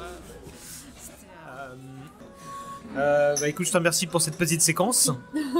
La dernière fois qu'on a parlé, t'étais en plein dans Joe, la version. Je vais te laisser réintroduire Joe qui n'était plus qu'un webcomics pendant un temps, et puis après nous parler de ton dernier projet en date. Voilà, alors donc Joe continue. On a bientôt fini la partie sur laquelle on est en train de bosser là, donc l'arc du vol des vaches. Donc spoiler, c'est bientôt fini. Mais juste l'arc, on a prévu d'autres trucs pour la suite. Donc on a toujours la version papier, on a 5 volumes édités. Une fois qu'on aura fini celui-là, on finira l'arc. Et après ça sera... Je sais pas, peut-être que Jackpot, je crois qu'elle est pas trop motivée pour continuer les versions papier, mais ce que je peux comprendre. Donc Joe c'est toujours aussi bien et là en ce moment on est au top du top de la tension avec les vaches qui sont pas loin et à côté avec Rutil qui est déjà passé dans ton émission je crois. Oui, un certain nombre. On a commencé un webtoon cette fois-ci sur Webtoon qui s'appelle Cringe Fest et si vous avez une trentaine d'années, que vous avez fréquenté les forums dans votre jeunesse, notamment dans les vieux fandoms etc. ou dans Fanzina, je pense que ça peut vous parler et ça va vous faire ressentir beaucoup de cringe mais également des feels et ça c'est beau. Et il est dommage que cette interview ait lieu avant la publication du chapitre que tu m'as décrit tout à l'heure avec un morceau de l'histoire de l'internet, voire de l'histoire de la culture qui risque d'émerger sous peu, mais voilà, on ne peut... c'est con, on peut pas le dire. Mais l'idée du siècle, quoi. Oui, l'idée du siècle. Complètement, on est très fiers de nous. Permettre de vous encaisser, je quitte le service. Dans 10 secondes. Donc ça va être grandiose, voilà. C'est tout ce que j'ai à dire. Donc ça s'appelle Cringe Fest et c'est sur Webtoon, comme tu l'as dit. Voilà, exactement. Et Joe sur le... Joe, il y a un blog, mais c'est aussi lisible sur Webtoon et sur Tapas. Donc, j'ignorais ça. Oui, c'est vrai, c'est nouveau. Bon on invite les gens à se renseigner sur ces belles productions et on te revoit peut-être dans un épisode un peu plus tradi au sein d'une assemblée sur un sujet commun. Avec plaisir, toujours prête à faire l'émission sur Daria. Ah oui, oh là là, faut que je la remette celle-là. Voilà. Merci pour le reminder. À plus. À plus.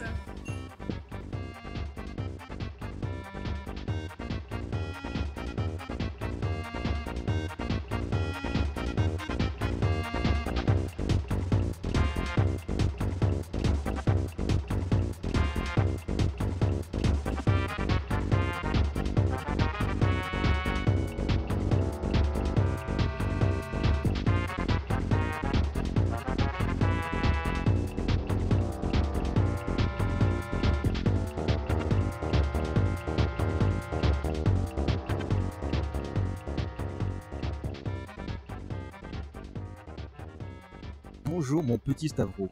Salut. Comment vas-tu? Ça va bien, il fait beau, il fait chaud, c'est enfin l'été, je suis content. Bah écoute, moi je suis content de t'avoir puisque je crois que je t'ai jamais eu à aucune de mes antennes. Non, il y a eu des petits projets, des petites discussions, mais jamais officiellement. Oui, ouais. Moi j'ai eu l'occasion de passer dans la tienne dans un épisode qui j'espère restera confidentiel parce que J'espère aussi. c'était un autre temps. Il m'a semblé intéressant de t'interroger sur ce sujet-là puisque il se trouve que toi-même, maintenant que tu as mûri et que tu as lancé un nouveau projet, tout à fait orienté dans celui de ce numéro qui est les JRPG. Est-ce que tu veux bien nous parler de ton podcast? Ouais, effectivement, je l'ai lancé il y a quelques mois maintenant, le podcast qui s'appelle Niveau Supérieur, où je parle de JRPG. Et du coup, alors c'est pas forcément que des anciens JRPG Super Nintendo Mega Drive, c'est un peu toutes les périodes, mais j'ai dû me confronter à des vieux JRPG parce que moi je les finissais jamais, les JRPG, j'en ai joué à beaucoup sans en finir aucun. Là au moins ça me force enfin à les finir et à en parler aux autres. Du coup, ça marche bien avec ton thème d'émission parce que je sais que beaucoup de gens y ont joué en étant jeunes, que maintenant on n'y joue plus trop parce que ça prend beaucoup de temps. C'était le cas pour moi aussi, j'y jouais moins parce que ça prend du temps, et là au moins je me force à les finir et à en parler. Donc ça peut être une solution pour les gens aussi de les vivre à travers ce podcast et avec moi. Ou bien de faire leur propre podcast de JRPG, qui sait, peut-être que je vais lancer une mode. En tout cas, moi j'écoute avec attention parce que justement tu combles une certaine frustration qui est celle de la personne qui n'a pas fait un JRPG depuis des années. Je vais pas me mettre à calculer, c'est normal. Mais comme ça, en plus dans le lot, pour le moment, tu n'as fait que des épisodes sur des numéros, sur des jeux que j'ai pas fait, donc que je connaissais en surface, donc c'était très intéressant. Et donc le premier truc à dire, c'est vous pouvez écouter le podcast de Stavro qui s'appelle Niveau Supérieur. Tu as déjà 4 numéros en ligne si je ne m'abuse. Exactement. Et notamment un sur Super Mario RPG qui fait l'objet de cette petite chronique. C'est ça, ouais. Super Mario RPG, c'est sorti en 96, je crois, mais pas en Europe. Nous, il est sorti en 2008, je crois, sur la console virtuelle de la Wii, donc c'est un peu obscur. Nous, on connaît plus cette série-là parce qu'il est arrivé après, genre les jeux sur DS, Mario et Luigi, ou les Paper Mario. Du coup, nous, on connaît ça en France surtout. Mais ce jeu-là, du coup, je l'ai un peu fait au pif, j'avoue, parce que j'ai pas du coup de lien d'enfance avec cette série, ni même avec ce jeu. Ça aurait été dur vu qu'il n'est pas sorti. Du coup, je l'ai un peu fait au pif et j'ai été agréablement surpris par Super Mario RPG. Après, je sais pas par où tu veux que je commence, mais en tout cas, c'est une pépite un peu obscure. On connaît les petits-enfants, les descendants, mais pas l'œuvre originale. Et du coup, c'était assez intéressant de jouer à ça aujourd'hui, quoi, il y a quelques mois. Je vais te demander déjà de pitcher un peu cet épisode et de nous dire qui est derrière, pour commencer. Eh ben, c'est une collaboration entre Nintendo et Square. Je fais tout ça de tête, j'ai pas révisé. Donc si vous voulez plus d'infos, c'est dans le niveau supérieur. Mais là, du coup, je sais bien, c'est mes souvenirs qui restent. Et du coup, en gros, collaboration entre Nintendo et Square, parce que Square à l'époque, donc années 90, ils n'arrivent pas encore à percer en Occident, et Nintendo ils aimeraient faire un JRPG parce que Mario il a déjà fait du kart, il a déjà fait du tennis, il a déjà fait un simili Tetris, donc pourquoi pas un RPG. Donc c'était une collaboration un peu win-win pour les deux, on va dire, et du coup ça s'est fait avec Miyamoto en producteur et avec, si je me trompe pas, le réalisateur du jeu, ça doit être Fujioka, qui est pas très connu mais qui avait bossé en gros sur Final Fantasy USA. Je crois que c'est une sorte de version simplifiée de Final Fantasy pour plaire aux Américains, qui n'a pas trop marché. Et plus tard, il fera Parasite Eve, je crois. Du coup, c'est un grand monsieur du JRPG, pas très connu, mais qui a quand même fait pas mal de bonnes choses, notamment Super Mario RPG. Et donc, il est arrivé un peu comme mercenaire pour, en gros, faire de la gestion de licence avec Nintendo. Pour autant, autant on est habitué à voir Nintendo, justement, et voir Mario dans des rôles et des genres de jeux qui sont pas celui de la plateforme, hein, comme tu l'as dit, autant le RPG, on se pose des questions, mais qu'est-ce que ça peut raconter, un truc pareil? Ouais, c'est vrai, c'est sûrement ce qui distingue le plus Super Mario RPG de tous les autres RPG de l'époque, parce qu'en gros, à l'époque, le JRPG, c'est un peu le genre à la mode qui permet d'avoir une aventure épique dans une petite cartouche qui a pas beaucoup de moyens.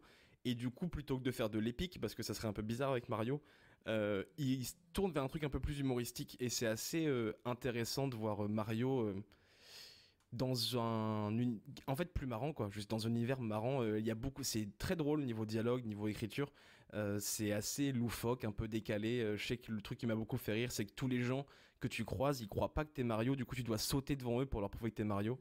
Et je sais que c'est un ton qui va rester sur tout le long de la série. Paper Mario, Mario et Luigi, c'est un peu décalé, un peu amusant, donc ils troquent le côté épique pour un truc plus humoristique, parce qu'en soi ce serait un peu nul, une épopée aussi premier degré qu'un FF dans l'univers de Mario, ça marcherait pas trop. L'anecdote que tu viens de sortir, c'est le seul truc dont je me souviens du jeu quand je l'ai lancé sur émulateur il y a, je sais pas, 15 ans pour y jouer, parce que forcément, moi qui était Team Sega, comme tout le monde, j'avais une frustration de ne pas pouvoir jouer à tout ce qui débarquait sur Super NES, et notamment toute la vague de RPG signé Squaresoft. Et donc j'ai essayé de me rattraper quelques années plus tard et de tout télécharger comme ROM de ce qui était possible et imaginable. Évidemment, j'en ai fait 2 sur les 20 et j'ai fait que 10 minutes de chaque jeu, notamment celui-là. Normal. Et j'avais pour souvenir un truc plutôt bien réalisé, ma foi. Ouais, alors c'est vrai que les graphismes ils sont assez étonnants. C'est du silicone graphique, c'est la même technologie que Donkey Kong Country. Donc c'est des assets en 3D qui sont après remis en 2D. Donc c'était un peu la pointe de la technologie. En plus, le jeu il sort, je crois, en 96, donc à la fin de la Super Nintendo. La PlayStation elle est déjà sortie au Japon, donc c'est un peu un jeu de fin de génération qui donne tout ce que la machine peut donner. Comme je dis dans le podcast, hein, c'est un peu le Last of Us de l'époque.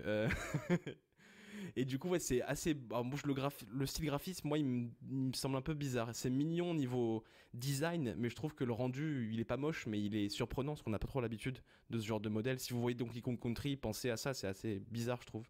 Donc, ouais, c'est assez impressionnant et assez drôle, comme on disait avant. Ouais. Et c'est qui les copains de Mario? Donc sur la jaquette, je vois Peach et Bowser, donc j'imagine que Bowser a kidnappé Peach, que c'est un peu ça le pitch de base, comme dans tous les Mario. Mais je vois pas Luigi, je vois pas grand monde. Ah si, il y a Yoshi apparemment. Ouais, alors Luigi, on le voit pas du tout du jeu. Peach et Bowser, ils sont dans notre équipe. Bowser, au départ, il kidnappe Peach. Le jeu commence comme ça, c'est un peu le tuto. Et après, pendant qu'ils sont en train de s'affronter pour récupérer la princesse, il y a une épée géante qui transperce le château de Bowser, qui envoie Mario, Bowser et Peach valdinguer dans le royaume champignon. Et du coup, le grand méchant, c'est cette épée géante et tous ces sbires qui sont tous les sbires sont des armes anthropomorphiques. Du coup, c'est un peu une sorte de combat entre le côté niais et mignon du royaume champignon et le côté arme réelle du monde un peu plus industriel, quoi. C'est incroyable, c'est profond. Toi, tu disais que tu avais découvert ce jeu tardivement, via la console virtuelle, si je te suis. Qu'est-ce que ça fait de jouer à une antiquité pareille et aussi peu connue dans nos latitudes, donc en 2020-2021? Ouais, c'est assez intéressant parce que du coup, comme je disais, ouais, on connaît Mario et Luigi, j'y ai jamais joué. On connaît Paper Mario, j'y ai jamais joué. Donc j'ai voulu retourner au début de la série pour comprendre un peu le délire. Et ce que ça fait, c'est assez fou de se dire que ce jeu-là, il est sorti en 96. D'une part, c'est assez fou au point de vue licence de Mario parce que c'est un jeu qui se permet plus de choses dans les dialogues, dans l'univers, dans la façon dont c'est traité, que le côté très lisse et gentil qu'on a de Mario qui jamais un cheveu de travers ni rien du tout. Et c'est aussi ouf niveau histoire du JRPG parce que le jeu sort 10 ans après le premier Dragon Quest, donc 10 ans après le premier JRPG, et on est déjà en train de faire des sortes de parodies de JRPG, quoi. Donc ça, c'est allé très vite en fait dans le côté on transforme les codes, on fait un truc un peu plus marrant qui se prend moins au sérieux, seulement 10 ans après que le genre commence seulement à exister. Donc c'est hyper intéressant d'un point de vue historique de jouer à ça, autant pour expliquer où en est le genre à cette époque-là que pour comprendre pourquoi comment ça donne les sources de plein de jeux que les gens aiment bien après, quoi. Paper Mario, Mario et Luigi, qui sont encore pas mal appréciés par beaucoup de gens. Je crois que Paper Mario, il y en a un qui est sorti l'année dernière, si je ne me trompe pas, sur Switch, donc c'est encore d'actualité. Puis, évidemment, les Mario en tout genre, il y a de l'ADN de Mario dans ce jeu-là, mais j'ai l'impression que c'est un peu le prototype de tout ce qui suivra en termes de collab, comme ce qu'on peut voir en ce moment avec Ubisoft, là, quand on voit Mario avec les lapins crétins, tu vois, qui se met dans un moule d'un autre jeu et qui essaie de faire un bon jeu avec des personnages qu'on connaît, mais qui essaie de fitter pour essayer de fusionner deux univers et de trouver un nouveau public, quoi. Ouais, t'as tout à fait raison, et c'est aussi sûrement un prototype de Kingdom Hearts, j'imagine. Mais du coup, je pense que c'est la première grosse collab Nintendo avec quelqu'un d'autre, c'est vrai. Et aussi, t'as raison de dire que Nintendo, c'est un peu un prototype pour eux parce que j'ai l'impression qu'ils maîtrisaient moins leur lore, leur univers. Je crois que Peach, elle s'appelle pas encore. Elle a pas le nom de famille. Elle s'appelle Toadstool, je crois. Donc c'est un peu bizarre comme nom de famille. Je crois que ça disparaîtra après du canon Mario. Et il y a des personnages dans le jeu qui sont des personnages originaux qu'on reverra plus jamais après. Il y en a un qui s'appelle Malo, je crois, c'est une sorte de nuage bizarre qui est dans ton équipe. Il y a aussi qui ressemble à Kirby mais qui n'est pas Kirby. Exactement. Il y a aussi Gino, je crois, qui est une sorte de Pinocchio, et du coup des personnages créés pour l'occasion qu'on retrouvera plus. Je crois qu'il y a peut-être une référence à Gino dans Smash Bros, perdu dans les trophées, dans les 200 millions de trophées qu'il y a dans le jeu. Mais du coup c'est une époque assez particulière, ouais, une des premières collaborations Nintendo quelqu'un d'autre, et à un moment où ils n'avaient pas encore une main de fer pour maîtriser comment Mario doit se comporter et quelle est son histoire, son background et tout. Donc ouais, je pense que c'est intéressant ce que tu dis, ouais, c'est une bonne première étape qu'ils ont fait, une bonne première tentative qui aujourd'hui donne le prochain Mario Lapin Crétin, effectivement, qu'on a vu à l'E3 là. Et au niveau des combats, parce qu'il y en a forcément, qui dit RPG dit combat, de la musique, de l'ambiance. Est-ce que c'est bien? Qu'est-ce qui t'a plu? La musique, elle est incroyable. J'ai oublié son nom, mais c'est la compositrice de Street Fighter 2 qui fait la musique. La musique, elle est super. Il y a aussi... Les combats sont simples et efficaces. En fait, c'est assez facile parce que c'est fait pour être accessible. C'est un jeu Mario, c'est censé un peu permettre aux gens qui ne connaissent pas les JRPG de s'y intéresser. Et ils ont rajouté du coup un truc assez intéressant qui sera gardé dans toute la série des Paper Mario et des Mario et Luigi, je crois. C'est une sorte d'élément de rythme en fait. Quand tu cliques sur le bouton attaquer, comme dans n'importe quel JRPG, si tu appuies sur le bouton A au bon moment, au moment où le marteau de Mario va frapper l'ennemi, tu fais plus de dégâts. Et ce truc tout bête, il rend les combats un peu plus vivants et tu t'ennuies un peu moins. T'es un peu moins en train d'attendre que ton action s'accomplisse et qu'après on t'attaque, etc. Donc c'est un truc très bête, genre appuyer en rythme, mais ça rend les combats un peu plus intéressants. Le seul truc horrible, dis-moi, vas-y, avant que je me plaigne. Et ben j'allais me plaindre pour dire que les combats sont pas mal, la musique est bien. Le seul gros problème, c'est que vu que c'est un jeu Mario, ils ont voulu faire de la plateforme et la plateforme, elle est horrible parce que la caméra du jeu, c'est une caméra isométrique. Et du coup, de la plateforme en ISO, c'est horrible. Ça m'a vraiment fait détester le jeu à des moments. J'ai failli arrêter. J'en pouvais plus. Parce que c'est très dur d'avoir une idée de profondeur quand tu as un point de vue isométrique, donc en diagonale vu du haut, pour ceux qui connaissent pas le terme. Pensez à Baldur's Gate ou truc comme ça. Comment on peut faire un jeu de plateforme décent avec ce point de vue-là? Ça me semble pas possible. Ouais, là, j'ai pas souvenir de jeu de plateforme en tous les cas qui... Si, il y a eu un Sonic qui a voulu faire ça, mais je crois que c'était mal aussi d'ailleurs. Donc, ah ouais, je réagis à ce que tu disais tout à l'heure sur la compositrice de Street Fighter, c'est Koji Kondo, donc effectivement, sacrée meuf. Et je vois que Nobuo Uematsu, donc monsieur composition des Final Fantasy, était là sans doute en backup. Et je crois qu'il a juste fait une ou deux chansons parce qu'ils ont repris des chansons de FF pour des boss un peu cachés. Je crois pas qu'il ait vraiment participé beaucoup. D'accord, ok. Et donc tu disais que ça pouvait être une mise en bouche pour des nouveaux joueurs de RPG, mais est-ce que c'est encore le cas aujourd'hui? Bonne question, je pense qu'aujourd'hui on pourrait plus se tourner vers des jeux de DS ou 3DS, donc les Mario et Luigi, il y en a pas mal qui sont sortis, ils sont pas tous incroyables, j'y ai jamais joué mais de ce que j'en ai entendu, il y en a quelques-uns qui sont pas mal, donc peut-être ça serait meilleur, un truc plus moderne, même Paper Mario, les systèmes de combat Paper Mario sont un peu moins JRPG je crois, et c'est un peu plus, ça reste des trucs assez... réflexif mais pas directement je crois du JRPG, donc à voir, mais en tout cas effectivement ça resterait une bonne première expérience mais peut-être pas aujourd'hui. Faut être un peu chineur et avoir un peu une petite envie d'historien pour aller fouiller jusque là je pense, donc à la limite faut commencer par un jeu DS ou 3DS de Mario et Luigi et après si on aime vraiment bah on fait la série à reculons quoi et on arrive à celui-ci. Ou alors il faut avoir un plan très précis pour s'y mettre, du genre lancer un podcast sur le RPG et essayer de faire des jeux d'antan. Exactement. Sinon j'y serais jamais arrivé je pense effectivement à jouer à Super Mario RPG. Parce qu'en plus c'est un de tes premiers numéros, ça m'a surpris de le voir aussitôt dans les... Moi aussi, en fait souvent ce que je fais c'est qu'à la fin d'un épisode j'annonce un jeu, je commence à y jouer, ça me saoule, du coup je joue à un autre jeu et là je fais celui-ci à la place. Donc je crois que j'ai joué à Super Mario RPG au lieu de faire FF12 si je me trompe pas. Ok, je comprends mieux. Et du coup, combien de temps ça t'a pris? Ça dure 20 heures, c'est pas très long, ce qui est agréable. C'est assez rare aujourd'hui d'imaginer un JRPG qui se finit en 20 heures, mais à l'époque c'était assez courant, et c'est ce qui est aussi super avec les JRPG de l'époque, c'est qu'en 20-25 heures, on arrive très bien à faire un truc épique plutôt qu'en 100 heures comme le Dragon Quest le plus récent. Donc c'est assez agréable pour ça aussi. Et j'avoue, 20 heures, tu vois, même là aujourd'hui, je me dis, bon, c'est abordable. Si j'ai un mois devant moi, c'est 1 heure par soirée. Ouais, c'est ça, non, ça se fait largement. Il y a beaucoup de JRPG de l'époque qui sont dans ces eaux-là, et c'est super. Eh ben, écoute, je vais peut-être me pencher dessus. Enfin, je dis ça, mais c'est évidemment la petite maxime de fin d'épisode pour conclure la chronique. Ouais, tu fais le présentateur. mais donc, Super Mario RPG avec le sous-titre Legend of the Seven Stars, si jamais ça intéresse des gens.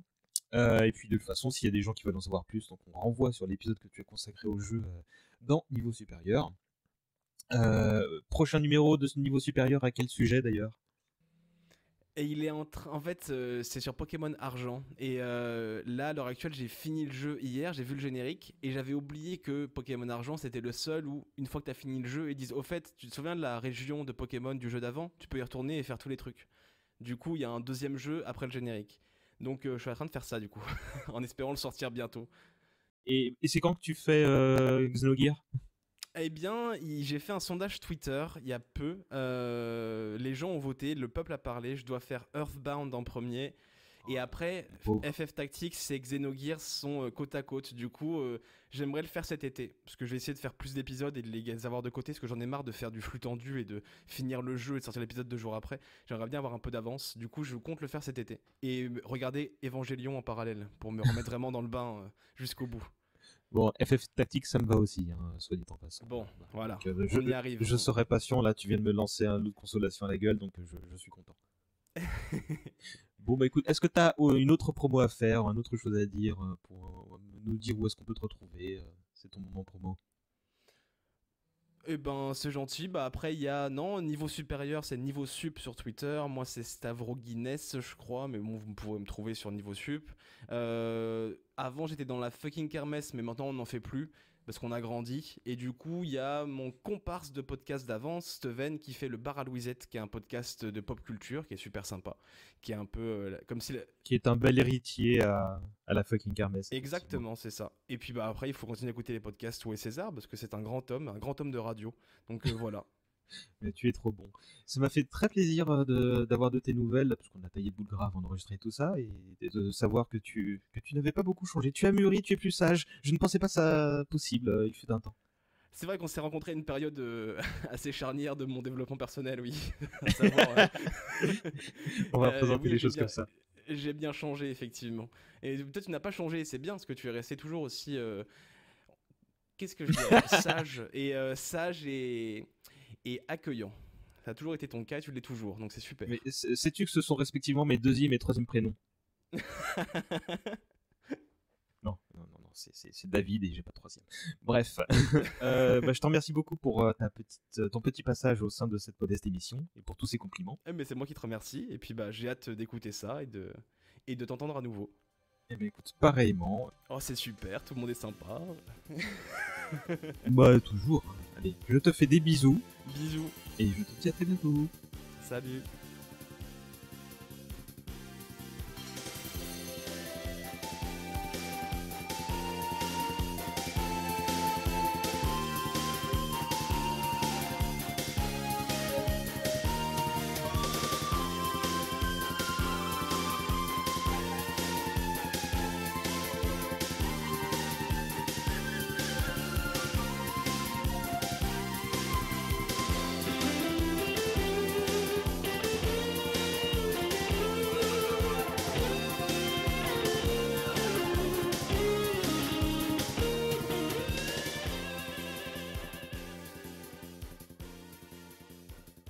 Bon ben ça c'est fait, hein. Vous avez écouté une sélection travaillée de manière à ce qu'il y ait un peu de tout, du RPG classique, de l'action RPG, du tactical, et pas que du blockbuster.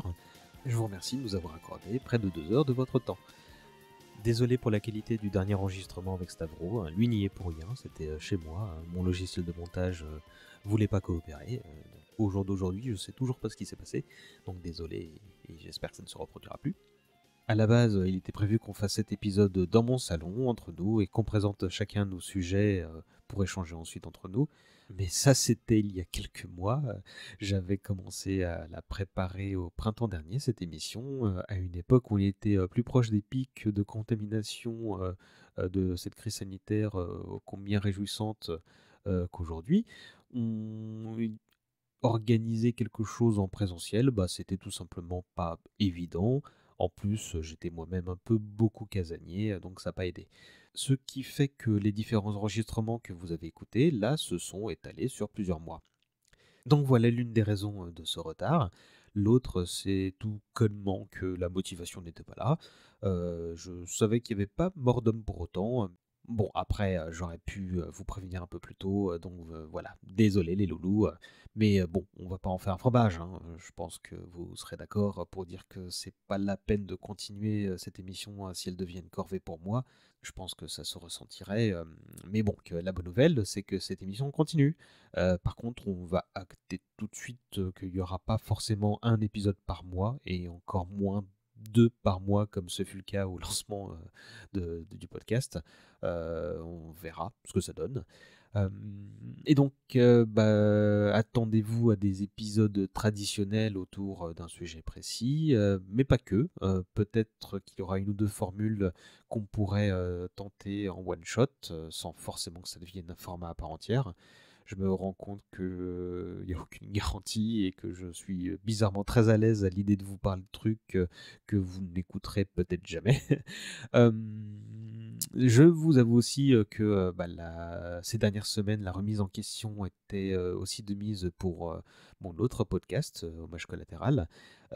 Là aussi, c'était très sain comme réflexion, mais plus productif. Donc là, j'aurai des trucs à tester. Donc si vous n'êtes pas déjà abonné, n'hésitez pas à aller tendre une oreille. Tout ça pour dire que la prochaine fois, on se retrouve pour un numéro normal sur un sujet qu'on a longtemps décalé pour plein de raisons qu'on expliquera peut-être à ce moment-là. Et que ce sujet, c'est le dessin animé Les Mystérieuses Cités d'Or. Je sais qu'il y a un certain nombre d'entre vous qui l'attendaient. Voilà, tout vient à point. Ce 37e numéro sera enregistré mi-novembre et donc en ligne avant la fin de l'année normalement. Voilà, je pense que j'ai fait le tour, donc je vais pas vous retenir plus longtemps. Vous pouvez vaquer à vos occupations et aller écouter d'autres podcasts. Je vais même vous épargner l'habituel blabla sur les commentaires, les étoiles, les partages. Je compte sur vous, merci d'avance pour ça. Allez juste écouter ce que font les copains du label Bonus Tracks, il y a beaucoup de belles choses, vous verrez. Et je vous souhaite une très bonne fin d'année et on se quitte avec un morceau comme d'habitude. Je piocherai sans doute dans la bande-son de Chrono Trigger, peut-être même le thème de Frog, et si c'est pas ça, vous irez voir la description du podcast. Sur ce, voilà, je vous fais des bisous beaucoup. Ciao!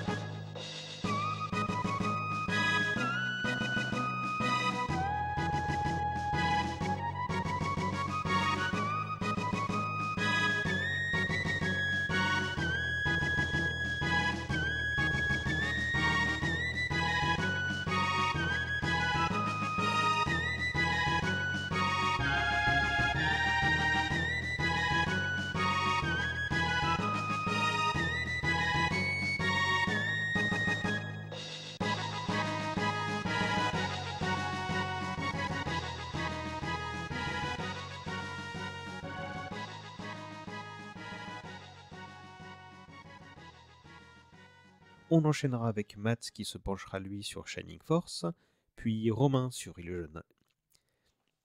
Puis Romain sur Illusion... Oh.